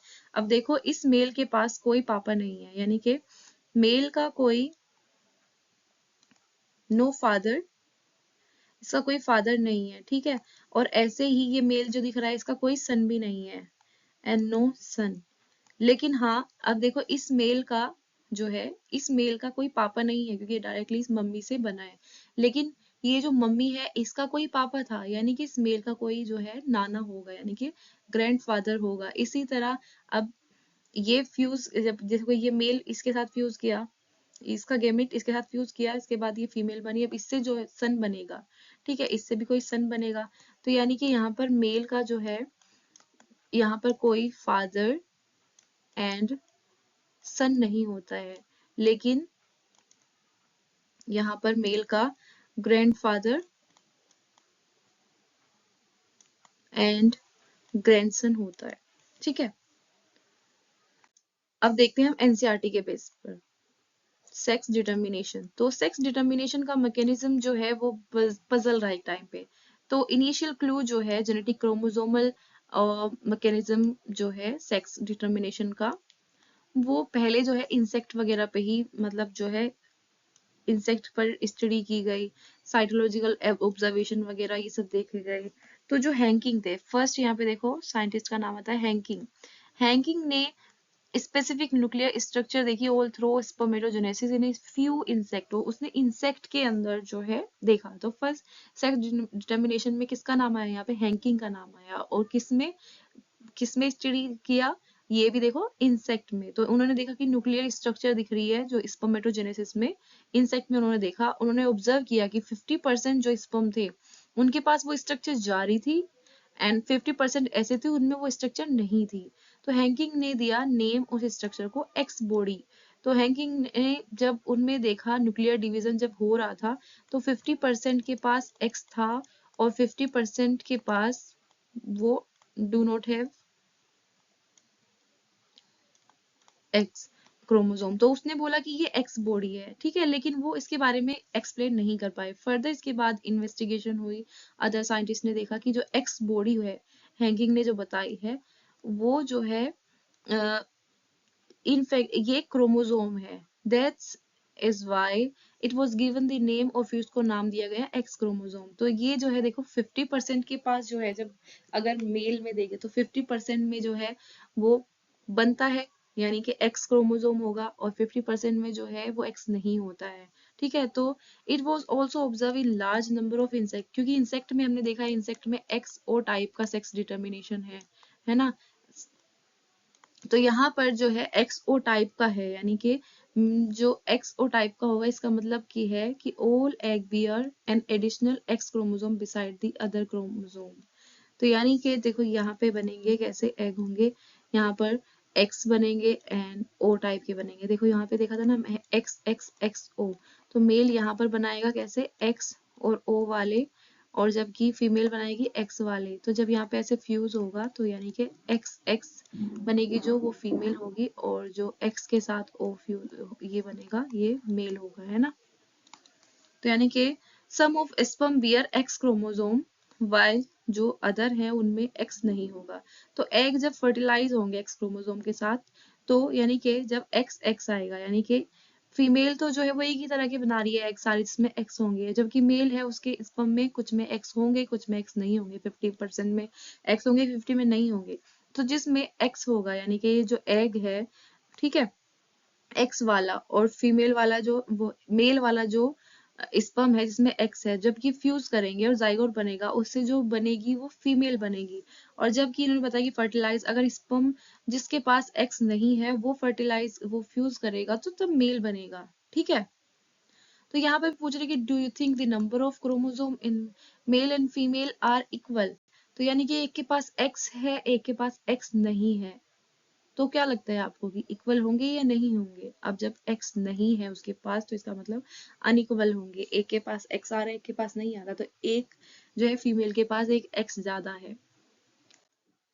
Next, due to involvement of X chromosome in the determination of sex, it was designated to be sex chromosome. The rest of chromosome were named autosome. तो यानी कि X क्रोमोसोम का इन्वॉल्वमेंट हो गया किसमें, सेक्स डिटर्मिनेशन में, यानी कि एक्स क्रोमोसोम के बेसिस पर पता लगता है कि वो मेल है फीमेल है। इसलिए जो ये एक्स क्रोमोसोम है और इसका जिसके साथ जो इसका पार्टनर, जो चाहे वो एक्स ओ टाइप हो चाहे एक्स वाई हो, तो उसको हम बोल देंगे सेक्स क्रोमोसोम। और इसके अलावा जो बाकी क्रोमोसोम्स हैं वो क्या कहलाते हैं, वो ऑटोसोम्स। तो ऑटोसोम क्या होते हैं, यानी कि बाकी की जो सब है वो ऑटोसोम है, और जिससे हम डिटरमाइन करते हैं सेक्स के बारे में, that are called sex chromosome. अब देखो ग्रे सुपर जो है वो एग्जांपल है एक्सोटाइप के सेक्स डिटरमिनेशन का, जिसमें मेल में जो है वो सिर्फ एक एक्स क्रोमोसोम होता है और बाकी ऑटोसोम, जबकि फीमेल के अंदर पेयर ऑफ एक्स क्रोमोसोम। देखो जो पीछे क्वेश्चन भी दिया है, अब देखो यहाँ पर है एक्स एक्स यानी कि ये है फीमेल, एंड मेल यानी कि x सिर्फ एक x है इसलिए साथ में जीरो है यानी कि O बता दिया। तो इससे अब देखो जब गैमेट बनेंगे कैसे बनेंगे, सारे गैमेट्स ऐसे बनेंगे जिनके पास x क्रोमोसोम होगा, बाकी तो ऑटोसोम तो होंगे ही, तो यहाँ पे प्लस a भी लिख सकते हैं। ऐसे ही इससे बनेंगे कैसे, x वाले 50% और 50% ऐसे जिनके पास x नहीं यानी कि जीरो। अब जब इनका हम जो ये वाला x है x के साथ x फ्यूज करेगा यानी कि दो x आ गए, बाकी ऑटोसोम तो होंगे ही। ठीक है, तो क्या बनेगी, फीमेल बनेगी। जब ये एक्स वाला इसके साथ करेगा यानी कि जिसके पास एक्स नहीं है जीरो, ठीक है, ऑटोसोम तो यहाँ पे भी होंगे, ऑटोसोम होंगे, ठीक है, सब में ऑटोसोम है। ठीक है, तो यहाँ पर जो है ऑटोसोम्स प्लस सिर्फ एक एक्स और जीरो। तो अब यहाँ पे देखो हमें दिख रहा है कि सिर्फ यहाँ पे एक एक्स है, यहाँ पे पेयर है, यानी कि यहाँ पर जो है क्रोमोसोम नंबर इसमें ज्यादा है, फीमेल में ज्यादा है मेल से।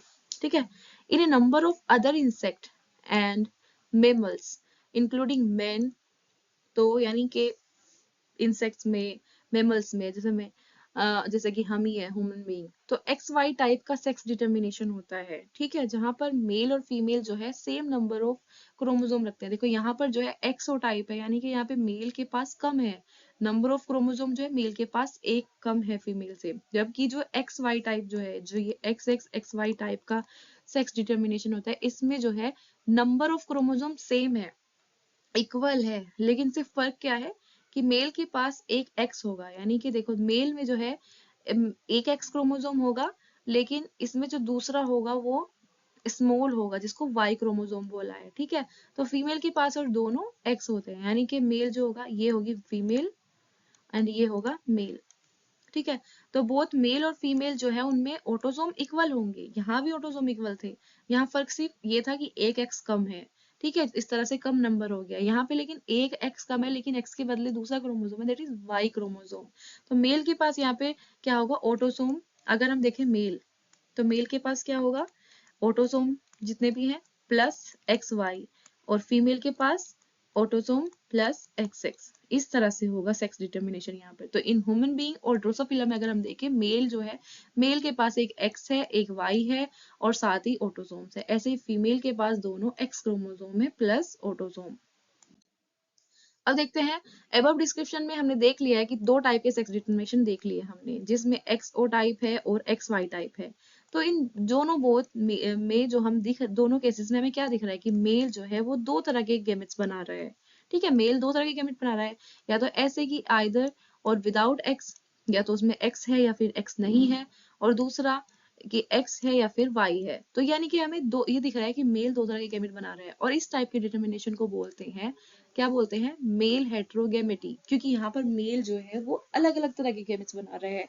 और लेकिन इसके अलावा जो है कुछ अदर ऑर्गेनिज्म जैसे कि बर्ड्स हैं उनमें जो है सेक्स डिटरमिनेशन का थोड़ा अलग दिखता है। कैसे कि वहां पर देखो, in this case total number of chromosome same है जब हम देखते हैं मेल और फीमेल में, but two different type of gametes in term of sex.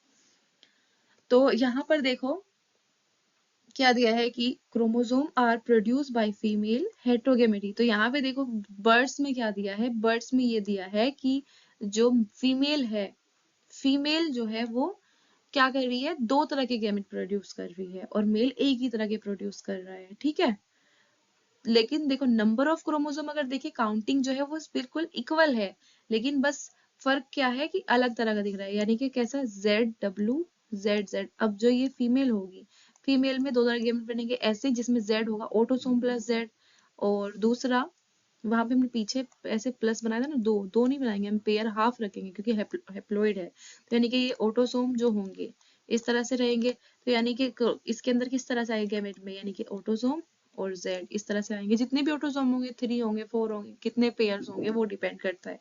ऐसे ही W वाले में भी इस तरह ही होगा, यानी कि ऑटोसोम प्लस W। और इस तरह से इसमें गैमेट बनेंगे सारे मेल में, सारे Z वाले। तो यहाँ पे उल्टा हो गया है, वहां पे X जैसे XY का था ना, इस तरह से यहाँ पे ZW और ZZ का है। वहां पर मेल में जो है वो अलग गैमेट्स थे, यहाँ पर फीमेल में अलग तरह के गैमेट्स, फीमेल दो तरह के गैमेट्स बना रही है। तो यहाँ पे देखो कि सेक्स डिटर्मिनेशन जो है वो टू डिफरेंट क्रोमोसोम पे आ गया फीमेल बर्ड्स में, ठीक है, ZW। तो इन अदर ऑर्गेनिज्म जैसे फीमेल है 1Z and 1W chromosome, where mail के पास सारे जो है Z ही रखते हैं, सारे जो भी उसमें मतलब जो भी होगा ना उसमें Z होंगे और उसके अलावा ऑटोसोम होंगे। फीमेल में ZW होगा और ऑटोसोम होगा।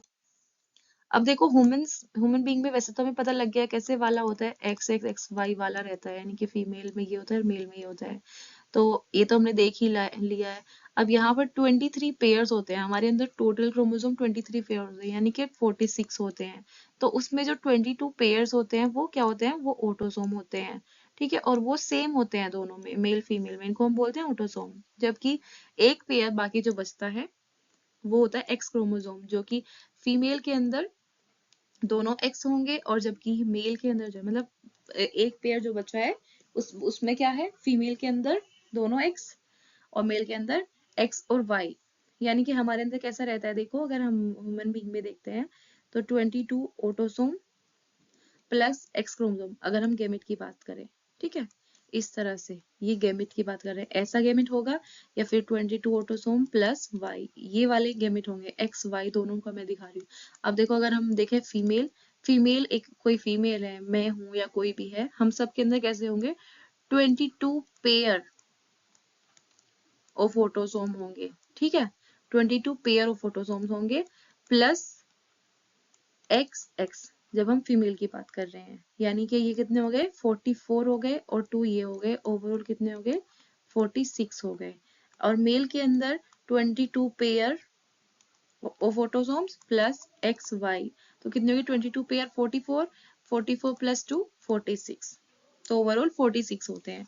तो जब स्पर्मेटोजेनेसिस होता है, देखो देख रहे हैं कि स्पर्मेटोजेनेसिस हमने पीछे भी देखा कि जब गेमिट्स बनते हैं, स्पर्मेटोजेनेसिस का मतलब है स्पर्म फॉर्मेशन, यानी कि मेल के अंदर गेमिट फॉर्मेशन। तो यानी कि जो गेमिट्स बनेंगे 50% ऐसे होंगे जिसमें एक्स क्रोमोसोम होंगे, और रेस्ट 50 ऐसे होंगे जिनमें वाई होंगे। देखो हम बिसाइड दी ऑटोसोम, ऑटोसोम को बताना है कि उसके अलावा, ठीक है, हर चीज जब जब होती है रिडक्शन डिवीजन होता है, तो यानी कि हाफ नंबर हो जाते हैं। तो इसी तरह से वहां पे 22 पेयर है अगर जाइगोट के अंदर, तो यानी कि 22 ऑटोसोम चले गए प्लस एक एक्स चला गया, और ऐसे ही वहां पे दूसरे वाई वाले में 22 ऑटोसोम प्लस वाई चला गया। अब देखते हैं फीमेल में सिर्फ एक ही तरह के गैमेट्स बनेंगे, ठीक है, तो उसमें सब में एक्स क्रोमोसोम होंगे, और इक्वल पॉसिबिलिटी है यहाँ पे, तो इक्वल पॉसिबिलिटी है, फीमेल की तरफ से तो दोनों ही आएंगे, और मेल की तरफ से या तो एक्स वाला आएगा या वाई वाला आएगा। तो अगर ओवम जो है फर्टिलाइज करेगा, ओवम में तो सारे एक्स हैं, उस स्पर्म के साथ फर्टिलाइज किया ओवम ने जिसमें क्या है, एक्स क्रोमोसोम है, तो जाइगोट कैसा बनेगा, एक्स एक्स वाला, यानी कि फीमेल बनेगा। और अगर फर्टिलाइज किया उसके साथ, उस स्पर्म के साथ जिसमें वाई क्रोमोसोम है, तो कैसा बनेगा, मेल ऑफस्प्रिंग, ठीक है। तो ये देखो, it is evident, it is genetic makeup of sperm that determine the sex of child। तो जो बच्चे मेल होंगे या फीमेल होंगे वो डिपेंड करता है स्पर्म का जेनेटिक मेकअप की उस स्पर्म के अंदर कौन सा क्रोमोसोम आया है, उसमें एक्स आया है या वाई आया है, उस पर डिपेंड करता है। तो लेकिन आजकल आज मतलब सोसाइटी में पहले तो और ज्यादा था, अब तो लोगों को पता भी लगने लगा है कि हमारी सोसाइटी में जो है वुमन को ब्लेम करते हैं कि उसने फीमेल चाइल्ड को बर्थ दिया, लेकिन फीमेल पर बिल्कुल डिपेंड नहीं करता है, ये बिल्कुल ही गलत है। क्योंकि मेल के स्पर्म पे डिपेंड करता है कि मेल के स्पर्म में वाई वाला क्रोमोसोम आया या एक्स वाला आया, उसके बेसिस पर जो चाइल्ड होगा वो मेल या फीमेल होगा, ठीक है। नेक्स्ट देखते हैं हनी बी। हमने हनी बी का देखा था कि हेप्लोडिप्लोइडी होती है ना। तो सेक्स डिटर्मिनेशन जो है यहाँ पर सेक्स के बेस पर होता है कि ऑस्प्रिंग जो है अगर वहां पे स्पर्म और एग दोनों फ्यूज हुए तो फीमेल बनेगी, क्वीन भी हो सकती है, वर्कर भी हो सकती है। अगर अनफर्टिलाइज एग जो है डेवलप हुआ, यानी कि जो हमने पीछे देखा था, यानी कि हेप्लॉइड, तो मेल बनेगा। और इसका मतलब है बाई मीन्स ऑफ पार्थिनोजेनेसिस, इसको बोलते हैं पार्थिनोजेनेसिस। तो क्वेश्चन आ जाता है जैसे कि पार्थिनोजेनेसिस क्या होती है। यहाँ पर जो एग है, अनफर्टिलाइज एग जो है वो डेवलप हो जाता है मेल में, ठीक है। अब देखते हैं यहाँ पर मेल में जो है हाफ नंबर ऑफ क्रोमोसोम होते हैं फीमेल से, ठीक है। फीमेल जो है वो डिप्लॉइड है क्योंकि उसके पास मेल के पास से भी आया है और फीमेल के पास से भी, यानी कि एन एन इस तरह से फ्यूज हुए हैं, तो यानी कि 2n बन गए, डिप्लॉइड होते हैं। जबकि मेल हेप्लॉइड होता है, उसके पास सिर्फ 16 क्रोमोसोम होते हैं। तो यहाँ पर देखो एक के पास हेप्लॉइड नंबर ऑफ क्रोमोसोम है, एक के पास डिप्लॉइड, तो इसलिए इसको बोलते हैं हेप्लोडिप्लॉइड सेक्स डिटर्मिनेशन, क्योंकि मेल हेप्लॉइड रहते हैं, फीमेल डिप्लॉइड होती है। तो यहाँ पे सेक्स डिटर्मिनेशन किस टाइप का होगा, ये हेप्लोडिप्लॉइड सेक्स डिटर्मिनेशन सिस्टम है। और ये जो है मेल माइटोसिस करेगा, क्योंकि मेल मियोसिस नहीं कर सकता है गैमेट प्रोड्यूस करने में। ये मेल खुद ही हेप्लॉइड है, तो इससे जब गैमेट्स बनेगा तो माइटोसिस के थ्रू ही बनेगा ना। और फीमेल क्योंकि डिप्लॉइड थी तो वो मियोसिस करेगी, मियोसिस करके एन एन इस तरह से गैमेट्स बनाएगी। तो यहाँ पर देखो मेल जो है वो माइटोसिस के थ्रू स्पर्म बना रहा है। और यहाँ पर देखो मेल के पास, पीछे हमने देखा भी था कि मेल का कोई फादर नहीं होता और कोई सन नहीं होता, लेकिन ग्रैंडफादर और ग्रैंडसन होते हैं, ठीक है। अब हम देखते हैं आगे म्यूटेशन के बारे में। तो यहाँ तक का समझ आया अच्छे से आप लोगों को। अब देखते हैं म्यूटेशन। तो म्यूटेशन जो है ये एक फिनोमेना होती है जिसमें क्या होता है, alternation of DNA sequence and consequently result in change in genotype and phenotype of organism. तो यानी कि डीएनए की सीक्वेंस में कोई चेंज आया, ठीक है, और उसमें मतलब जरा सा भी चेंज हुआ और वो चेंज की वजह से जीनोटाइप बदल गया, और साथ ही जीनोटाइप बदलेगा तो फिर हमें फिनोटाइप भी अलग दिखेगा, ठीक है। तो in addition to recombination, mutation another phenomena है जिससे हमें डीएनए में वेरिएशन दिखेगी। रिकॉम्बिनेशन था, यानी कि रिकॉम्बिनेशन हमने देखा कि रिकॉम्बिनेशन में देखो क्या होता है, यहाँ पे दिया नहीं है, लेकिन जब देखो ये सिस्टर क्रोमेटिड है इस तरह से, ये जब होमोलोगस क्रोमोसोम की पेयरिंग होती है मियोसिस में, मियोसिस जब हम पढ़ते हैं तो वहां पे होमोलोगस क्रोमोसोम की पेयरिंग जब होती है, क्या होती है, प्रोलिप्टोटीन, लिप्टोटीन, जाइगोटीन, जाइगोटीन में पेयरिंग होती है, और जाइगोटीन के बाद क्या होती है, पेकिटीन होती है, ठीक है। तो वहां पर जो है जब डीएनए ओपन हुआ रहता है, सारा डीएनए खुलता है, ऐसे ऐसे ऐसे खुला रहेगा, तो यहाँ पे ये उलझ जाएंगे, और जब ये उलझते हैं तो इस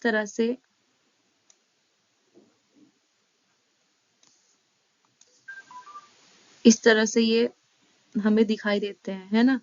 तो अब जब क्या होगा, मान लो इस वाले हिस्से में जो है यहाँ पर जीन 1 था, है ना, और होमोलोगस का भी ये 1 था, लेकिन थोड़ा अलग वाला 1 है ना। देखो ये येलो पे आ रहा है, तो यहाँ पर जो ये 1 था और इसका 1, अब जब यहाँ पे इन्हें अलग किया जाएगा तो हमें मिलेगा कुछ ऐसे कि यहाँ पे थोड़ा सा येलो वाला आ गया, है ना। और इसी तरह से जो येलो वाला था उसमें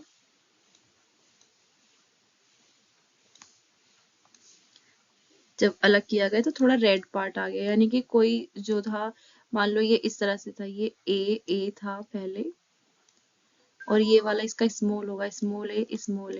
तो अब यहाँ पर ए के साथ ये वाला आगे कैसा, स्मॉल ए, ठीक है। और इसके पास यहाँ पे कैपिटल ए और ये स्मॉल ए, इस तरह से देखो यहाँ पे कॉम्बिनेशंस बन गए, ठीक है। और जब ये अलग होंगे तो अलग अलग में तो इसी तरह से अब मान लो यहाँ पर बी था, ए बी, यहाँ पे स्मॉल बी होगा, ठीक है। तो यहाँ पर ये बी बी स्मॉल बी, तो यहाँ कैसा आ जाएगा, देखो अब जब ये अलग होंगे तो ए के साथ हमें क्या दिख रहा है, ए के साथ बी दिख रहा है, लेकिन जहाँ पे ये येलो वाला आया है स्मॉल ए के साथ कैपिटल बी आ रहा है। इसी तरह एक येलो वाला तो रहेगा जिसमें स्मॉल ए के साथ स्मॉल बी होगा, और दूसरा होगा जिसमें जहाँ पे ये रेड से टूट के आया है ये वाले से, तो यहाँ पर हमें कैपिटल ए के साथ स्मॉल बी, तो ये देखो एक तो ये स्मॉल ए के साथ कैपिटल बी, ये वाला रिकॉम्बिनेशन वाला बना, और ये वाला, और ये दो पेरेंट टाइप के बने, तो पेरेंटल बने, और ये दो बने रिकॉम्बिनेंट वाले। तो यहाँ पर देखो इन्होंने यही बोला है कि जीन के डीएनए के अंदर जो है अलग वेरिएशन आने का तरीका, या तो हमने देखा रिकॉम्बिनेशन है, रिकॉम्बिनेशन था, इसके अलावा म्यूटेशन भी होता है। अब म्यूटेशन क्या होता है, कुछ सडन चेंज होते हैं, यानी कि कुछ चेंज होगा, सडन चेंज जो है डीएनए में आता है, दैट इज म्यूटेशन, ठीक है।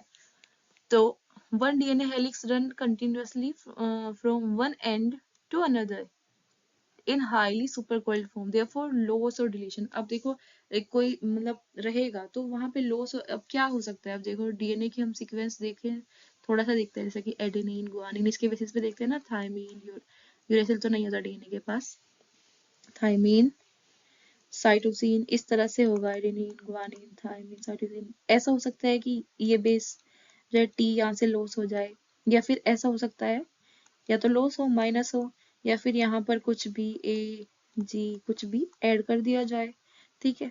तो क्या हो सकता है, यही बताया कि डिलीशन हो सकता है फर्स्ट, कि बस कुछ लॉस हो जाए, या फिर उसमें इंसर्शन हो सकता है, या फिर डुप्लीकेशन हो सकता है कि जैसा है वैसा ही और बन जाए, डुप्लीकेट हो जाए। तो यही है कि चेंज कैसे होगा, या तो डिलीशन आ जाए, या फिर उसमें कुछ इंसर्ट किया जाए, या डुप्लीकेशन हो उस सेगमेंट में। तो इससे क्या होगा, डीएनए क्रोमोसोम के अंदर जो है हमें अल्टरनेशन दिखेगा, और यानी कि जीन जो है वो क्रोमोसोम पर लोकेटेड है, तो अल्टरनेशन क्रोमोसोम उसकी वजह से क्या होगा, एबनॉर्मलिटीज आएगी, ठीक है, एबनॉर्मलिटीज आएगी, और इसको हम बोलेंगे क्रोमोसोमल एबरेशन।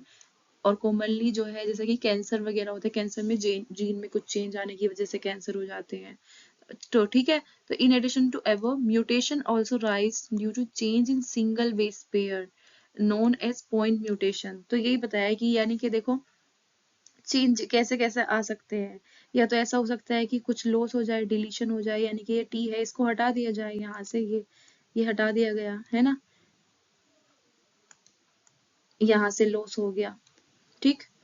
इसके अलावा कुछ ऐड कर दिया, यानी कि हमने यहाँ पे और ज्यादा ऐड कर दिया, ए टी इस तरह से ऐड कर दिया, या फिर जैसा था, जैसे ए जी था, ए जी के जैसा और ए जी आ गया, तो ये डुप्लीकेशन हो गया, ठीक है। तो यानी कि क्या होगा, क्रोमोसोमल एबरेशन जो है वो कहाँ दिख रहा है हमें, कैंसर वगैरह में इनमें दिख रहा है, इनको हम क्रोमोसोम, क्योंकि देखो क्रोमोसोम है, क्रोमोसोम के ऊपर ही प्रेजेंट होते हैं जीन। अब जीन में कोई चेंज आएगा, यानी कि वो क्रोमोसोम में भी चेंज आ रहा है, तो इसको हम क्रोमोसोमल एबनॉर्मलिटी या एबरेशन बोल रहे हैं। तो क्लासिकल जो एग्जाम्पल है, जैसे कि हम देखते हैं सिकल सेल एनीमिया भी इसका एग्जाम्पल है, यानी कि सिर्फ एक बेस पेयर का मतलब क्या है, सिर्फ एक के अंदर चेंज करना। अगर इस ए को हमने चेंज कर दिया, ए के बदले टी आ गया, ए के बदले कुछ और आ गया, एक के अंदर चेंज करने का मतलब है कि पॉइंट म्यूटेशन होना, और पॉइंट म्यूटेशन का एग्जाम्पल है सिकल सेल एनीमिया, ठीक है। और फिर हम देखते हैं डिलीशन या इंसर्शन जो है, देखो अगर चेंज हुआ है तो यानी कि यही था, मतलब ए के बदले कुछ और लग गया, ठीक है, ए के बदले टी आ सकता है, जी या सी, कुछ भी चेंज हुआ है यहाँ पे, लेकिन सब ऐसे ही रहा, सिर्फ इसमें चेंज आया। दूसरा हो सकता है कि हम इसमें से अगर कुछ हटा दें, जैसे ही हमने हटाया, देखो यहाँ पे हम बना के देखते हैं,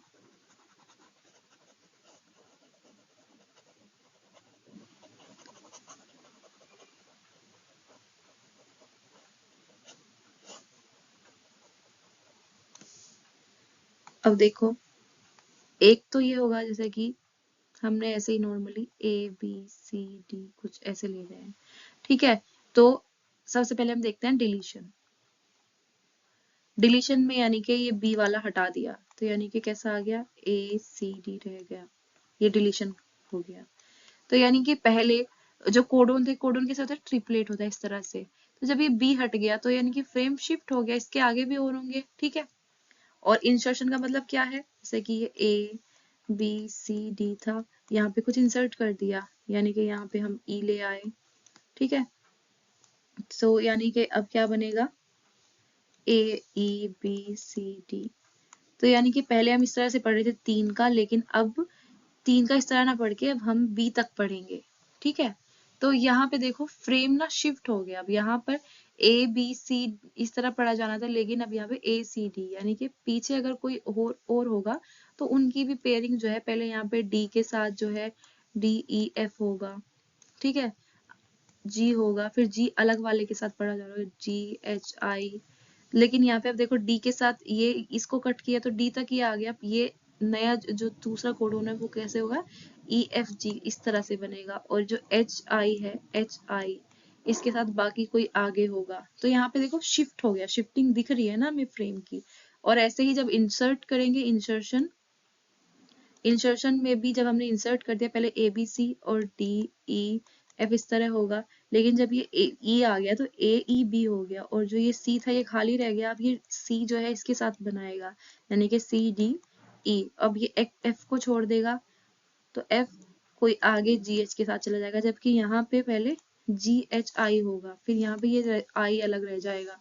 तो यानी कि इस तरह से यहाँ पे देखो हमें दोनों में शिफ्टिंग दिख रही है ना, तो इसको बोलते हैं, इनकी वजह से फ्रेम शिफ्ट म्यूटेशन होता है। जबकि अगर ऐसा होता है कि ABCD, अगर ये B को हटा दिया, लेकिन इसके बदले यहाँ पे कुछ E वगैरह ला दिए, तो यानी कि यहाँ पे AECD, तो ये वाला ऐसे ही रहा और बाकी आगे को इसने बिल्कुल डिस्टर्ब नहीं किया। लेकिन ये जो है देखो, इन दोनों में ये आगे को भी डिस्टर्ब कर देते हैं, इसलिए इसमें बोला है कि फ्रेम शिफ्ट हो जाता है, जबकि यहाँ पे फ्रेम शिफ्ट नहीं होता है। तो ये देखो सिर्फ एक इन्होंने बोला बेस पेयर हम जानते हैं ना क्या क्या होती है, बेसिस हमारी नाइट्रोजन बेसिस, एडेनिन होती है, ग्वानिन होती है, साइटोसिन होती है, थायमीन होती है, डीएनए में ये 4 बेसिस होती हैं, है ना। तो यानी कि इनमें अगर मान लो कि हमने तो ये नॉर्मल ABCD से लिया है, लेकिन अगर नॉर्मली हम देखें डीएनए को तो उसमें एडेनिन, ग्वानिन, साइटोसिन, थायमीन यही होते हैं। अब इनका सीक्वेंस किसी भी तरह होता है कि T इस तरह से A कुछ भी हो सकता है।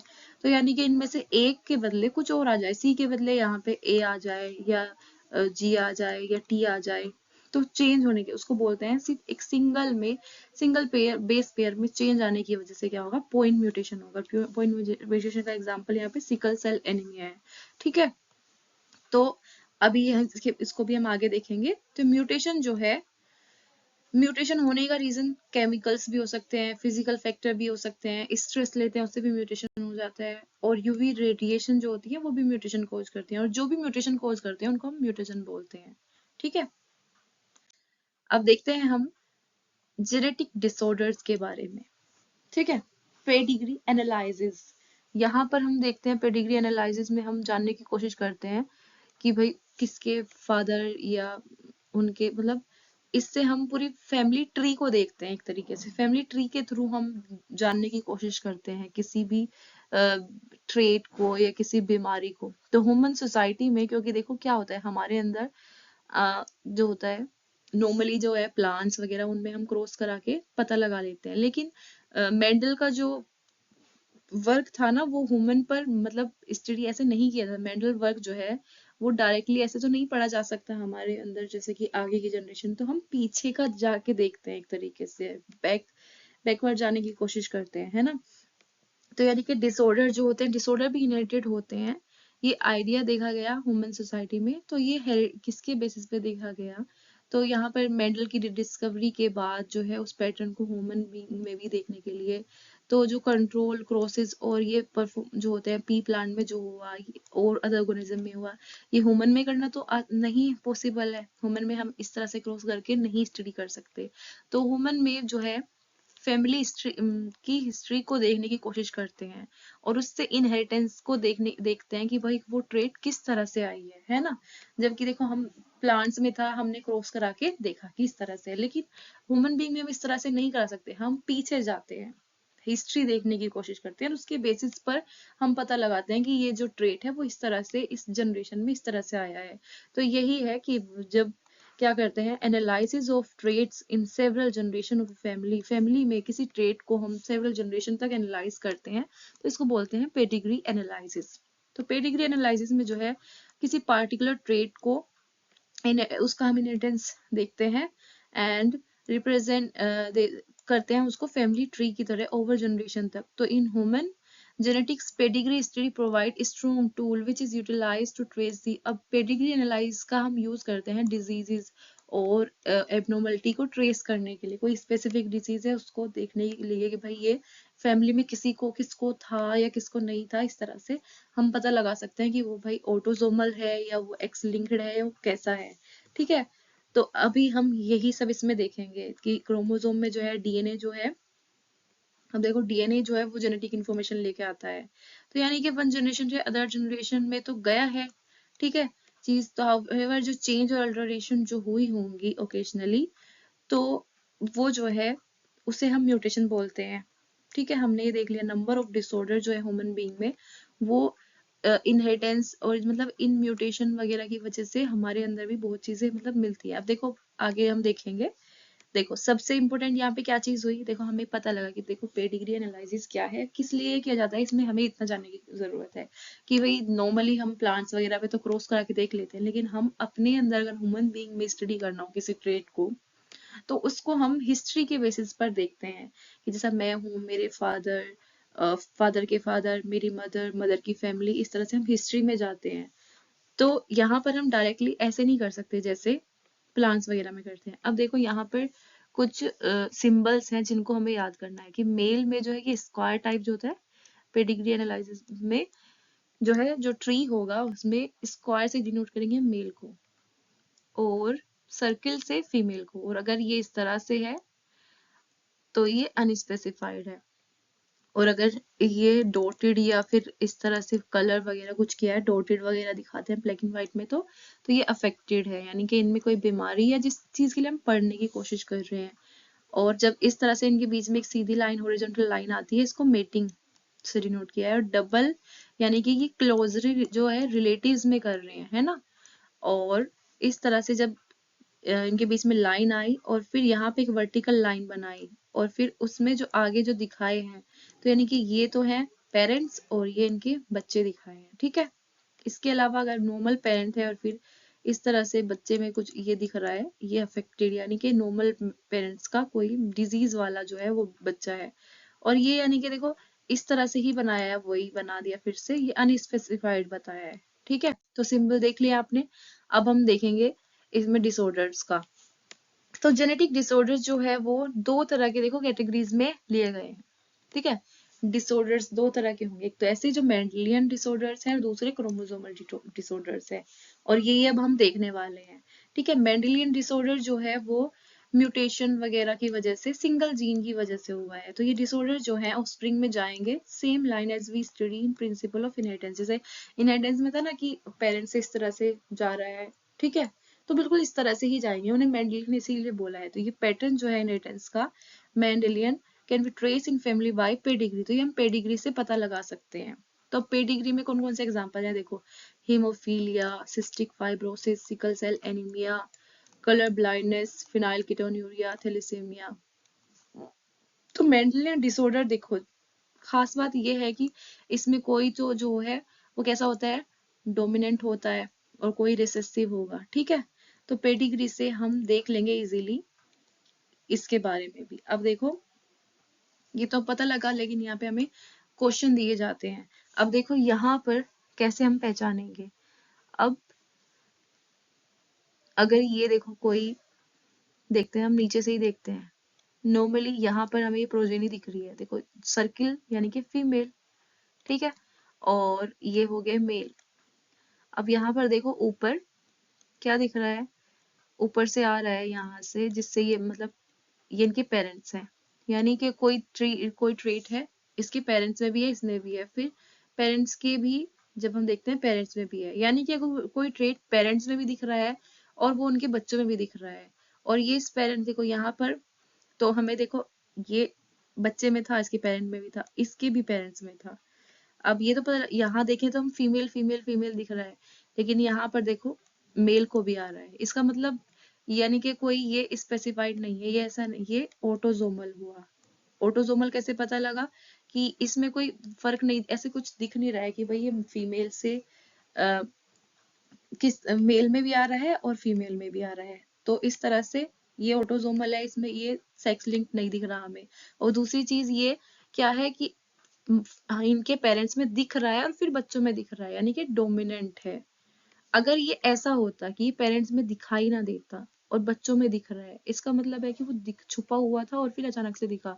कोई चीज छुपी हुई है फिर दिख रही है, यानी कि वो रिसेसिव होती है। जैसे कि यहाँ पर देखो, ये इसको है लेकिन इसके पेरेंट्स में नहीं दिख रहा है, ठीक है। तो यहाँ पर अगर हम सिंबल देखें तो यानी कि हम बना लेते हैं ए, और यानी कि इसके पेरेंट्स कैसे होंगे फिर ए। तो यानी कि जब ये ओ रिसेसिव फॉर्म में आया, यानी कि जब दोनों जब होमोजाइगस में आ गया तो तब शो कर रहा है खुद को, यानी कि ये कैसा ट्रेट है, ऑटोसोमल रिसेसिव है। ऐसे यहाँ पर देखो इन दोनों में नहीं दिख रहा है, उनके बच्चों में यहाँ पे दिख रहा है, ठीक है। नेक्स्ट अब देखते हैं हम कुछ का हमें याद करना है इस तरह से और बना के भी देखना है। जैसे कलर ब्लाइंडनेस है, ये सेक्स लिंक रिसेसिव डिसऑर्डर है due to defect in either red और green cone of eye resulting in failure to discriminate between red और ग्रीन कलर। तो यहाँ पर जो है देखो, कलर ब्लाइंडनेस में जो है डिफेक्ट की वजह से ना वो ये नहीं पहचान पाते हैं कि भाई रेड है या ग्रीन है, इसमें फर्क नहीं कर पाते हैं। और ये डिफेक्ट किसकी वजह से आया है, म्यूटेशन होता है कुछ जीन में जो एक्स क्रोमोसोम पर प्रेजेंट है। तो ये जो है 8% मेल में दिखता है एंड 0.4% फीमेल्स में दिखता है। और इसका रीजन क्या है, lead to red green colour blindness. अब देखो ये मतलब ये बोला है कि मेल में जो है वो ज्यादा है, फीमेल में कम है, और ये एक्स क्रोमोसोम पे प्रेजेंट है। अब देखो मेल में ज्यादा होने की वजह क्या है, अब देखो मेल कैसा होता है एक्स वाई, फीमेल होती है एक्स एक्स, ठीक है। तो मेल में सिर्फ एक एक्स क्रोमोसोम है, तो मेल में ज्यादा का रीजन यही है कि मेल में सिर्फ एक एक्स क्रोमोसोम है। अगर उसी में डिफेक्ट हुआ तो क्या होगा, इसी में डिफेक्टेड हो गया, ये डॉटेड हो गया मान लो, तो ब्लाइंड हो गया, ठीक है। फीमेल में अगर एक डिफेक्टेड है तो ये कलर ब्लाइंड नहीं होगी, नॉट कलर ब्लाइंड। तो यहाँ पर क्योंकि एक एक्स है इस वजह से फीमेल के पास दो है, तो यानी कि 50% जो चांस है क्या है, जो son of a woman who carry gene है 50%। अब जो ये है ये फीमेल है, इसमें कैसा है, इसके पास एक एक्स ऐसा है डॉटेड वाला और एक नॉर्मल है। तो अब ये गैमेट कैसे बनाएगी, एक एक्स और एक इस तरह का। अब इसकी जिससे भी शादी कराई जाएगी मेल से, यानी कि एक्स वाई, मान लो वो नॉर्मल है तो हम नॉर्मल से शादी करा देते हैं, तो यानी कि गैमेट्स एक्स वाई इधर रखो, पॉलिट स्क्वायर बनाते हैं, और एक्स डॉट वाला, तो यहाँ पे X X X Y X dot Y. तो देखो यहाँ पर इसकी जो लड़की बेटी हुई, दोनों की दोनों हमें नॉर्मल दिखेगी, ये भी नॉर्मल दिखेगी क्योंकि इसके पास दूसरा एक्स है। लेकिन एक जो इसके पास जो 50% बेटे होंगे, दो में से एक, यानी कि 50% जो सन होंगे वो कलर ब्लाइंड होंगे और 50 नॉर्मल होंगे। तो यही बताया कि जो मदर है वो खुद कलर ब्लाइंड नहीं है, लेकिन उसके पास जो ये जीन है ये रिसेसिव है, ठीक है। तो इसका मतलब है कि ये जो है अगर इसके पास एक नॉर्मल साथ में आ जाता है तो ये खुद को शो नहीं करेगा, यहाँ पे फीमेल में शो नहीं कर रहा है क्योंकि नॉर्मल आया है, ठीक। लेकिन अगर फीमेल सिर्फ कब हो सकती है कलर ब्लाइंड, ऐसी कंडीशन में जब दोनों एक्स ऐसे हों तब ये कलर ब्लाइंड होगी।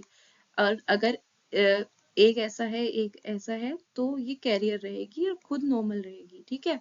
और मेल के पास क्योंकि सिर्फ एक ही एक्स होता है तो वो कलर ब्लाइंड होगा अगर उसके पास ये डॉटेड वाला आ गया, ठीक है। ऐसे ही दूसरा एग्जांपल देखते हैं हीमोफीलिया का। ये सेक्स लिंक रिसेसिव डिजीज है, ठीक है। इसमें क्या होता है कि फीमेल जो होगी, इसमें भी देखो ये वाली भी सेक्स लिंक रिसेसिव है, कलर ब्लाइंडनेस। सेक्स लिंक क्यों बताई, क्योंकि एक्स लिंक है। रिसेसिव क्यों बताई, क्योंकि यहाँ पर अगर दो एक्स होंगे और अगर एक नॉर्मल है, एक भी नॉर्मल आ रहा है, तो यानी कि फिनोटाइप नॉर्मल दिखेगा। लेकिन मेल के अंदर क्यों ये दिखा रहा है, क्योंकि वाई जो है ये काम नहीं कर रहा, वाई पर नहीं प्रेजेंट है वो डिस्टिंग्विश करने वाले जीन, सिर्फ एक्स पर प्रेजेंट है, और मेल के पास सिर्फ एक ही एक्स है, तो फिर मेल कैसा हो जाएगा, कलर ब्लाइंड हो जाएगा। अब देखते हैं हीमोफीलिया में, तो हम यहाँ पर इसको इरेज करते हैं, यहीं पे बनाएंगे। तो देखो हीमोफीलिया भी जो है वो भी कैसा है, सेक्स लिंक रिसेसिव ही डिजीज है। ये भी कैसी है, सेक्स लिंक है क्योंकि ये एक्स लिंक है, एंड रिसेसिव क्यों है, क्योंकि वही क्यों अगर दो एक्स क्रोमोसोम है उनमें से एक भी ठीक है, यानी कि हेट्रोजाइगस वाली कंडीशन में, तो ये नॉर्मल शो करेगा। तो यहाँ पे दिखा है कि अगर फीमेल अनअफेक्टेड है तो मेल प्रोजेनी जो है यानी कि ज्यादातर मेल प्रोजेनी ही मिलेगी, ठीक है, कैरियर अगर होगी, यानी कि अगर फीमेल एक्स है, यानी कि हम इस वाले को बता रहे हैं हीमोफीलिया वाला, और इसको क्रॉस कराया नॉर्मल के साथ भी, तो कैसा बनेगा, इससे दो तरह के गैमेट बनेंगे, एक्स वाले और एक्स एच वाले। इसके पास एक्स वाले और वाई वाले होंगे। अब देखो यहाँ पर पुनेट स्क्वायर बनाते हैं, एक साइड मेल वाले रखते हैं एक्स वाई और दूसरी साइड फीमेल वाले एक्स और एक्स एच। तो यहाँ पे एक्स एक्स आ गया, X Y X X H हो गया, एक्स एच और वाई। तो यानी कि ये जो मेल होंगे ये कैसे होंगे, इनमें हीमोफीलिया होगा, जबकि ये कैरियर रहेगी क्योंकि इसके पास दूसरा एक्स है, ठीक है, जो सही है।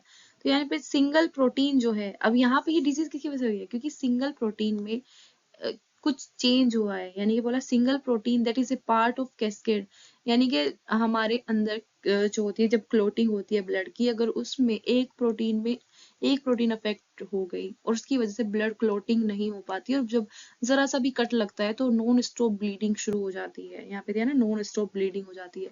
तो हेटेरोजाइगस जो फीमेल होगी ना, वो कैरियर होगी हीमोफीलिया के लिए, और वो डिजीज को ट्रांसमिट करेगी। और अगर क्या होगा, वो हेटेरोजाइगस है, उसमें से पॉसिबिलिटी क्या है कि फीमेल तो हीमोफिलिक जब भी हो सकती है, रेयर केस होंगे जब मदर तो उसकी कैरियर हो एटलीस्ट, और फादर कैसा हो, हीमोफिलिक हो, यानी कि फीमेल की चांसेस तो काफी सही है, फीमेल तो बच जाएगी, कैरियर है, लेकिन वो सन के अंदर जो है, देखो ये फीमेल थी, इसकी वजह से इसके सन को हीमोफीलिया हुआ। अब इसकी बेटी जो है वो कैरियर रहेगी। अब अगर फीमेल को भी हीमोफिलिक चाहिए, तो यानी कि जो ये एक्स फादर से आ रहा है ये भी हीमोफीलिया वाला हो, तब फीमेल जो है वो हीमोफिलिक हो सकती है। लेकिन क्या है, यहाँ पे बताया कि फादर जो है वो हीमोफिलिक हो, और जबकि वो जो है वो जो होता है अनवेबल होता है लेटर स्टेज ऑफ लाइफ, तो ये तो बहुत ही जो है रेयर है। तो जो फैमिली है, क्वीन विक्टोरिया की फैमिली जो है, उसमें हीमोफिलिक जो है ये वाला डिजीज मिलती है, ठीक है, वहां पर जो है उसमें, तो यहाँ पे एग्जाम्पल आ जाता है कहाँ पे ये वाला कौन इसका एग्जाम्पल है, तो इसका क्वीन विक्टोरिया की जो फैमिली है उसमें हीमोफिलिक डिसेंडेंट है, एज शी वॉज कैरियर, क्योंकि वो खुद कैरियर थी, तो उससे उसके जो सन थे उसमें भी 50% जो सन हुए होंगे उनमें जो है हीमोफीलिया था, जिनके पास भी ये वाला जाता था हीमोफिलिक वाला, ठीक है। फिर नेक्स्ट देखते हैं सिकल सेल एनीमिया, दोनों एक्स लिंक्ड थी, ये है ऑटोसोमल, ठीक है, ऑटोसोमल ट्रेट है, और ये पेरेंट्स से ऑफस्प्रिंग में जाता है फ्रॉम बोथ पार्टनर जो है कैरियर ऑफ जीन, क्योंकि दोनों जो है, देखो ऑटोसोम तो दोनों के पास सेम है, तो दोनों से ही सेम ही रहेगा, ठीक है। अगर मतलब इस तरह से है ये वाला, यानी कि ऑटोसोमल है और वो भी रिसेसिव बताया, यानी कि अगर ऐसे दोनों हैं मेल और फीमेल, तो यानी कि इनके पास एक नॉर्मल है और एक कैरियर वाला है, यानी कि कैरियर है, तो इस तरह से इनकी प्रोजेनी कैसी होगी, इनकी प्रोजेनी पुनेट स्क्वायर बना लो, A capital A capital A small A capital A small A, तो यानी कि जो 25% जो प्रोजेनी होगी वो कैसी होगी, जिसमें सिकल सेल एनीमिया होगा, ठीक है। अब देखते हैं, पहले तो ये पता लग गया हमें, याद रखना है कि ऑटोसोमल है, रिसेसिव है, तो ऑटोसोमल रिसेसिव है, तो यानी कि कब ये जाएगी, अगर दोनों पेरेंट्स जो हैं कैरियर हो, अगर एक कैरियर है और दूसरा कैरियर नहीं है, दूसरा अगर कैसा होता, ऐसा होता, तो क्या नहीं, फिर एक भी जो इनका प्रोजेनी थी वो कैसी, एक भी प्रोजेनी में सिकल सेल एनीमिया नहीं होता है ना। यहाँ पे बना के देखते हैं, अगर एक ऐसा है क्रॉस कराएं दूसरे के साथ, तो यहाँ पर प्रोजेनी कैसी मिलेगी, एक के पास तो सारे ए वाले हैं, एक के पास एक ए वाला है, तो कैसे बनेगी progeny, capital A small A, तो यहाँ पर दो कैरियर आएंगे और दो कैसे हैं, यानी कि 50% जो होंगे वो कैरियर बनेंगे और 50% जो है वो नॉर्मल होंगे। अब देखो यहाँ पर है कि जो डिजीज है वो control by single pair of allele, एक सिंगल पेयर ऑफ अलील से जो है कंट्रोल हो रही है, जिसमें यार बोला देखो हीमोग्लोबिन HbA और HbS, HbA कहाँ आ रहा है, यानी कि HbA जो है वो नॉर्मल है, ठीक है, HbA। अब देखो यहाँ पर क्या दिख रहा है, जो 6 नंबर है अमीनो एसिड वो ग्लूटामिक एसिड है, जबकि यहाँ पर ग्लूटामिक एसिड जो है वो रिप्लेस हो गया वेलिन के थ्रू, है ना। तो यहाँ पर एक अमीनो एसिड रिप्लेस हो गया, वो भी किसकी वजह से? नॉर्मल जीन जो होता है वो GAG होता है ना, GAG होगा, और GAG से यानी कि ये कोडिंग वाला है और ये टेम्पलेट। तो ये जो GTG है, GTG कन्वर्ट हो गया किस, मतलब CTC जो है वो कन्वर्ट हो गया CAC में, या फिर कहें GAG कन्वर्ट हो गया GTG में। जब GAG GTG में कन्वर्ट हुआ तो यानी कि mRNA क्या बना, GAG था इससे तो, और यहाँ पे जब ये GA के बदले T आ गया, अब T जो है यानी कि कोडिंग अगर T है तो कोडिंग के बदले क्या आएगा, GU आएगा ना, T के बदले U आ जाएगा, तो यानी कि GAG जो है GUG में कन्वर्ट हो गया म्यूटेशन की वजह से, और सिर्फ एक की वजह से, यानी कि कोडोन चेंज हो गया। कोडोन ये कोड करता था, GAG कोड करता था ग्लूटामिक एसिड के लिए, जबकि GUG कोड करता है वेलिन के लिए। तो यहाँ पर जो है वेलिन आने की वजह से जो ये पेप्टाइड है वो एबनॉर्मल बनेगी, और ये कैसी होगी, सिकल सेल एनीमिया कोज करेगी।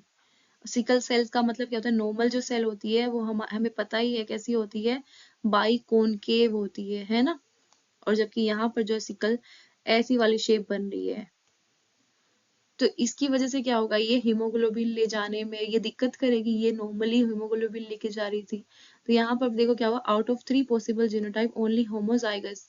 अब देखो यहाँ पे कितने तरह के फिनोटाइप भी हो सकते हैं। देखो यहाँ पे मैंने ए से बनाया, यहाँ पे इन्होंने HB ऐसा हो सकता है, HBA, ठीक है, डिप्लॉइड है जैसे कि हम।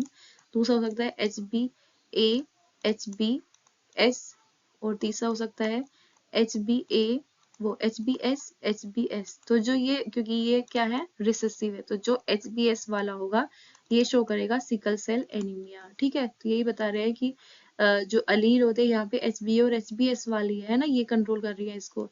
तो अगर जो होमोजाइगस होगा जैसे कि HBS SBS, ये डिजीज फिनोटाइप शो करेगा, और जो HBA और HBS होगा ना, ये जो है अनअफेक्टेड होगा, लेकिन ये कैरियर होगा, ठीक है। ये कैसा है, ये कैरियर है, और ये नॉर्मल है, ठीक है। तो 50% जो है पॉसिबिलिटी है ट्रांसमिशन की इसकी। तो यानी कि सिकल सेल एनीमिया जो है, इन्होंने बताया कि ग्लूटामिक एसिड जो है GLU जो है वो वेलिन से रिप्लेस हुआ है, क्योंकि जो 6 बीटा ग्लोबिन होती है, बीटा ग्लोबिन चेन की 6 पोजीशन पर। तो जैसे ही ये अमीनो एसिड आया यहाँ पे, सिंगल बेस सब्स्टिट्यूशन की वजह से हुआ है ये, ठीक है। एक बेस सिर्फ GAG के बदले यहाँ पे GTG हो गया, और उसी की वजह से जो है कोडोन जो है GAG के बदले जैसे ही यहाँ पे GUG कोडोन बना, उससे म्यूटेशन हुआ, और ये म्यूटेशन जो है इसकी वजह से लो ऑक्सीजन टेंशन होती है, और शेप जो है RBC की बाइकॉनकेव से कैसी हो गई, यहाँ पे सिकल शेप हो गई, और उसकी वजह से ऑक्सीजन जो होगा वो कम होगी, मतलब क्योंकि क्या करता है RBC पर जो हीमोग्लोबिन होता है ऑक्सीजन ले जाने में हेल्प करता है ना। अब यहाँ पर जो है चेंज हो गया इसमें, तो इसकी वजह से ऑक्सीजन की जो है वो म्यूटेशन जो है मोलिक्यूल अंडर को, इसकी वजह से क्या हुआ, लो ऑक्सीजन हो गया, ठीक है। नेक्स्ट चलते हैं हम फिनाइल कीटोन्यूरिया पर। तो हमने वहां पे 2 सेक्स लिंक देख लिए, एक ऑटोसोमल देख लिए, और सारे ही कैसे थे, रिसेसिव थे। तो ये जो है इनबोर्न मेटाबॉलिज्म, ठीक है, ये एरर होता है मेटाबॉलिज्म में, फिनाइल कीटोन्यूरिया। यहाँ पे मेटाबॉलिज्म का एरर, मतलब एरर है, इसमें क्या होगा कि ये भी ऑटोसोमल है जैसे पीछे वाला था।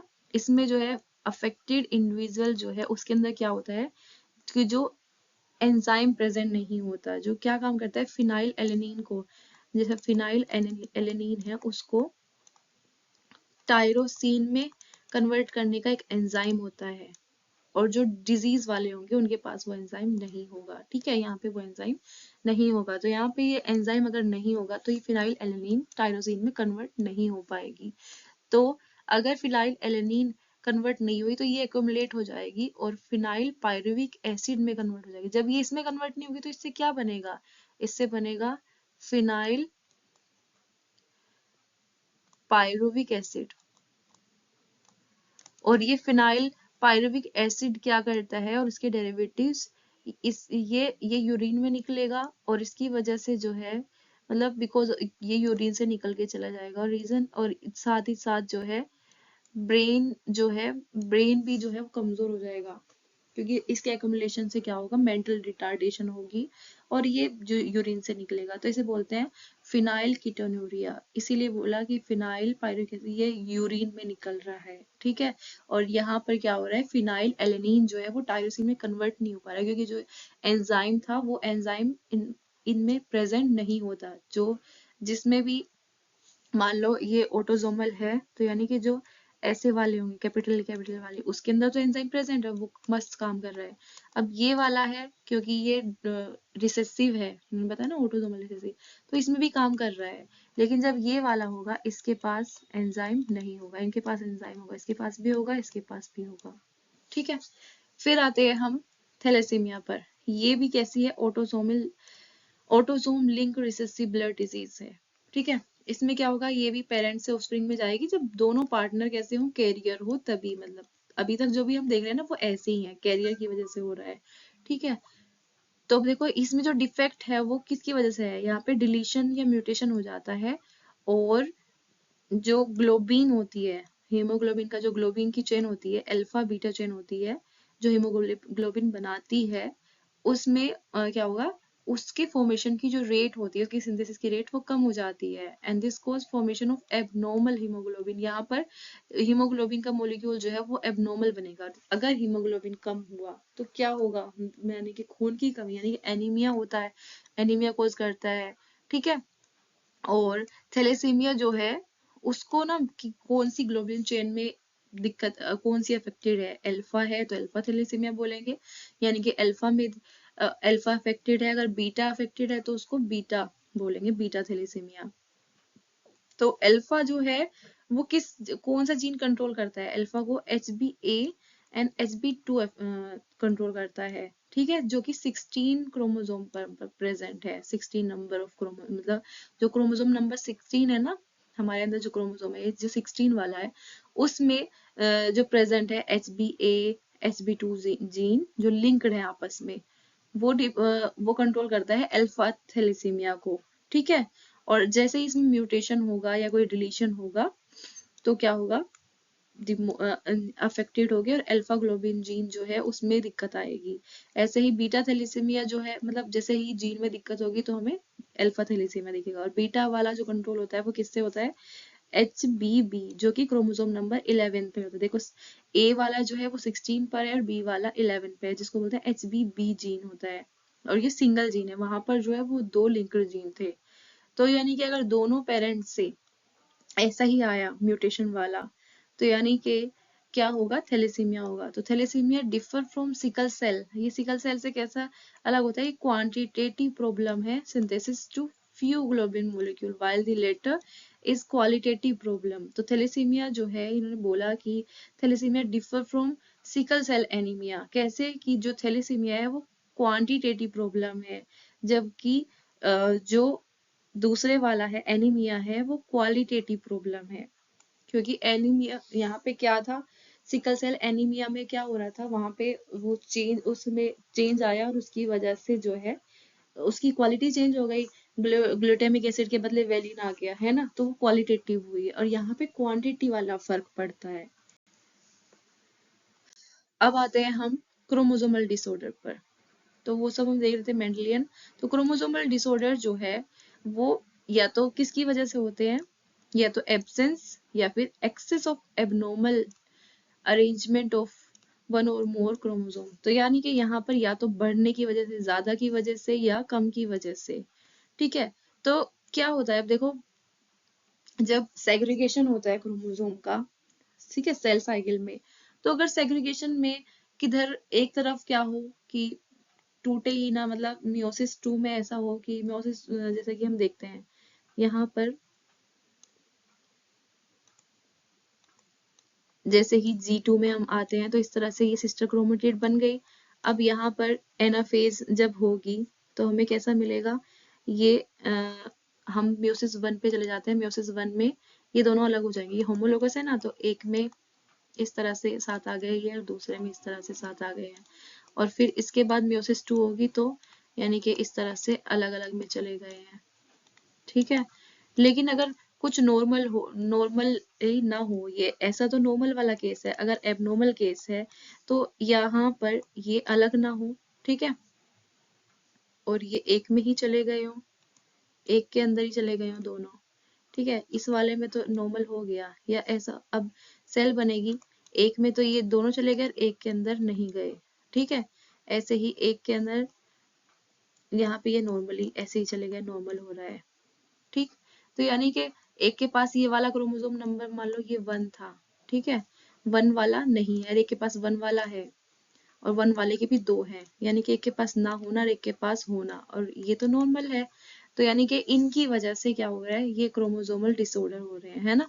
तो यानी कि failure of segregation of chromatid, जब सेल डिवीजन होता है, अगर सेग्रीगेशन नहीं होगा तो यहाँ पे सेग्रीगेशन नहीं हुआ, एक के पास दोनों चली गई क्रोमेटिड और एक के पास एक भी नहीं गई, तो गेन और लॉस ऑफ क्रोमोसोम, तो इसको बोलते हैं कि अगर ऐसा होता है तो इसको बोलते हैं एन्यूप्लॉइडी। फॉर एग्जाम्पल एन्यूप्लॉइडी, इसको बोलेंगे एन्यूप्लॉइडी, ठीक है। क्या हुआ, सेग्रीगेशन नहीं हो पाया, सेग्रीगेशन ना होने की वजह से क्या हुआ कि एक के सेल के अंदर वो क्रोमोसोम नहीं था, दूसरों को हम नहीं देख रहे, और भी क्रोमोसोम होंगे उसको हम नहीं दिखा रहे हैं यहाँ पे, तो यहाँ पे 1 वाला नहीं है और यहाँ पर है।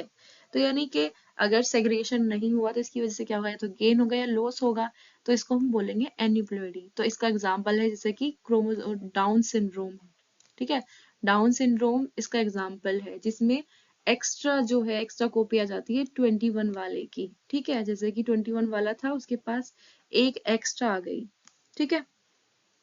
अब जैसे कि ये इसके पास ये एक्स्ट्रा ये गैमिट है, अब इसके पास ये मान लो ये 21 वाला है, अब ये किसी जिसके साथ फ्यूज करेगा उसके पास 21 वाला एक है, तो 2 यहाँ से आई एक यहाँ से आई, तो यहाँ पे अब कितनी हो जाएगी, 21 वाले की 3 हो गई ना, क्योंकि यहाँ पर जब हुआ ये टूटा नहीं, ये दोनों अलग नहीं हुई, ठीक है, ये क्रोमेटिड अलग नहीं हुई है, इसके पास 2 आ गई, अब इसने फ्यूजन किया, इस वाले गैमेट ने दूसरे, मतलब मान लो ये स्पर्म था और ये ओवम था, फ्यूज हुआ, तो यानी कि 21 के 3 दिख रहे हैं, ठीक है। तो यहाँ पे यही बताया कि एक्स्ट्रा कॉपी होती है यहाँ पे 21 की, और सिमिलरली जैसे कि टर्नर सिंड्रोम जो होता है उसमें लॉस होता है, जैसे कि मान लो ये वाला दिख रहा है कि लॉस की वजह से उसमें एक एक्स नहीं होता है, और failure of cytokinesis after telophase of cell result in increase in whole set. अब देखो ये दो एग्जांपल है एन्यूप्लेटी, एन्यूप्लेटी वाला एग्जांपल होता है जिसमें यानी कि कोई हमारे पास लार्ज नंबर ऑफ, हमारे पास जैसे कि 46 क्रोमोसोम है, 23 पेयर्स, यानी कि किसी एक में या दो में किसी में जो है एक्स्ट्रा कॉपी आ गई किसी क्रोमोसोम की, तो वो एक्स्ट्रा आ गई या किसी में कम आ गई, ठीक है। वैसे तो दो होते हैं, दो से या तो सिंगल हो सकती है कि एक नहीं आई, या किसी में ऐसा हो गया कि एक ज्यादा आ गई, तो वो एक्स्ट्रा आना, लॉस होना, गेन होना, वो तो एन्यूप्लॉइडी में आया, ठीक है। लेकिन अगर पूरा ही सेट, अगर डिवीजन टीलोफेज के बाद, जैसे डिवीजन हो रहा है टीलोफेज के बाद पूरा ही सेट, यानी कि पूरे बहुत सारे क्रोमोसोम है, 23 पेयर है हमारे अंदर, और सबकी जब क्रोमेटिड इस तरह से बनती है, ठीक है, तो सबका डबल हो जाता है, 23 पेयर के बदले भी क्या होगा, डबल हो जाएगा, अगली बार 46 पेयर हो जाएगा, क्योंकि क्या बताया इन्होंने कि इन्होंने बताया कि यहाँ पर क्या होता है, पूरा जो सेट होता है क्रोमोसोम का, वो एक में ही, मतलब जो है उसकी सभी कॉपी जो बनी होगी वो सारी उसी में आ गई, क्योंकि यहाँ पर साइटोकाइनेसिस नहीं हो पाई टीलोफेज के बाद, ठीक है। तो यहाँ पे देखो, तो इसको बोलेंगे पॉलीप्लॉइडी, और ये प्लांट्स के अंदर हमें दिखती है ना, वो बोलते हैं ना कि वो ट्रिप्लॉइड होते हैं, हेक्साप्लॉइड होते हैं, तो वो इस तरह से बने हैं। वैसे नॉर्मली तो होते हैं डिप्लॉइड, लेकिन कुछ होते हैं ऐसे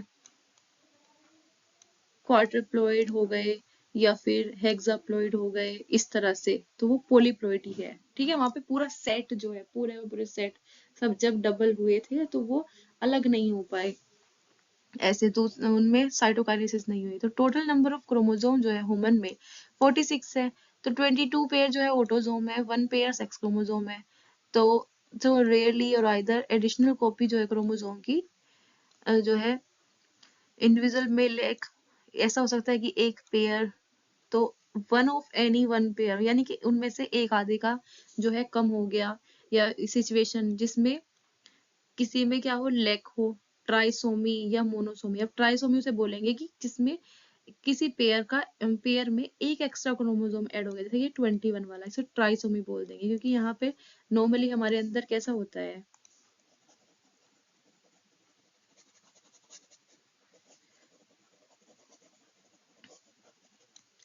नॉर्मली हमारे अंदर सबके एक एक इस तरह से प्रेजेंट होंगे, लेकिन अगर किसी का मतलब इस तरह से हम डिप्लॉइड हैं तो इस तरह से प्रेजेंट होंगे सारे क्रोमोसोम, लेकिन किसी का अगर ऐसा किया जाए कि मान लो इसको हमने हटा दिया, ये हटा दिया, इसके पास अब ये एक रह गया, यानी कि हम डिप्लॉइड है तो हमारे पास सबके पेयर हैं, एक नहीं हुआ तो इसको बोलेंगे मोनोसोमी, क्योंकि एक हटा दिया। लेकिन अगर किसी में हमने क्या किया, एक ऐड कर दिया, तो ये क्या हो गया, ये हो गई ट्राइसोमी। ठीक है, तो यानी कि यही बताया कि सिचुएशन होगी ट्राइसोमी या मोनोसोमी। ठीक, जिसमें ऐड होगा उसमें उसे बोलेंगे ट्राइसोमी, और जिसमें एक लॉस हो गया उसे बोलेंगे मोनोसोमी।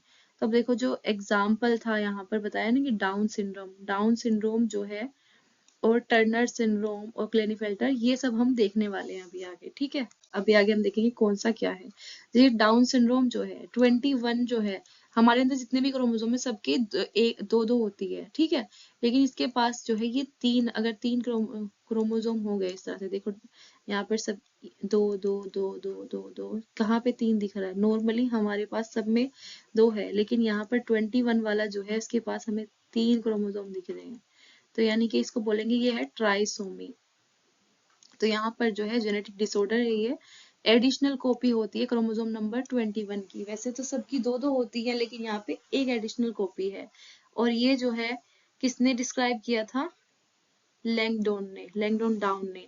तो जो अफेक्टेड इंडिविजुअल है उसके, अब जिसके पास ऐसे एक एक्स्ट्रा कॉपी होगी ना, उसका जो है, उसका जो हेड होगा वो छोटा होगा, और फ्यूरोड टंग होगी उसकी, एंड पार्शली ओपन माउथ रहेगा। तो यहाँ पे देखो ब्रॉड फ्लैट फेस है, और इसका हेड भी देखो थोड़ा सा अलग दिख रहा है ना, बैक, और फिंगर की जो टिप्स होंगी उस पर लूप्स भी ज्यादा होंगी। ठीक है, many loops on finger tips. Palm जो होगा वो ऐसा रहेगा, पाम क्रीज रहेगा, एंड लूप्स ज्यादा होंगी, और टंग भी इसकी वैसी रहेगी थोड़ी, और हर्ट भी कॉन्जेनिटल होगा।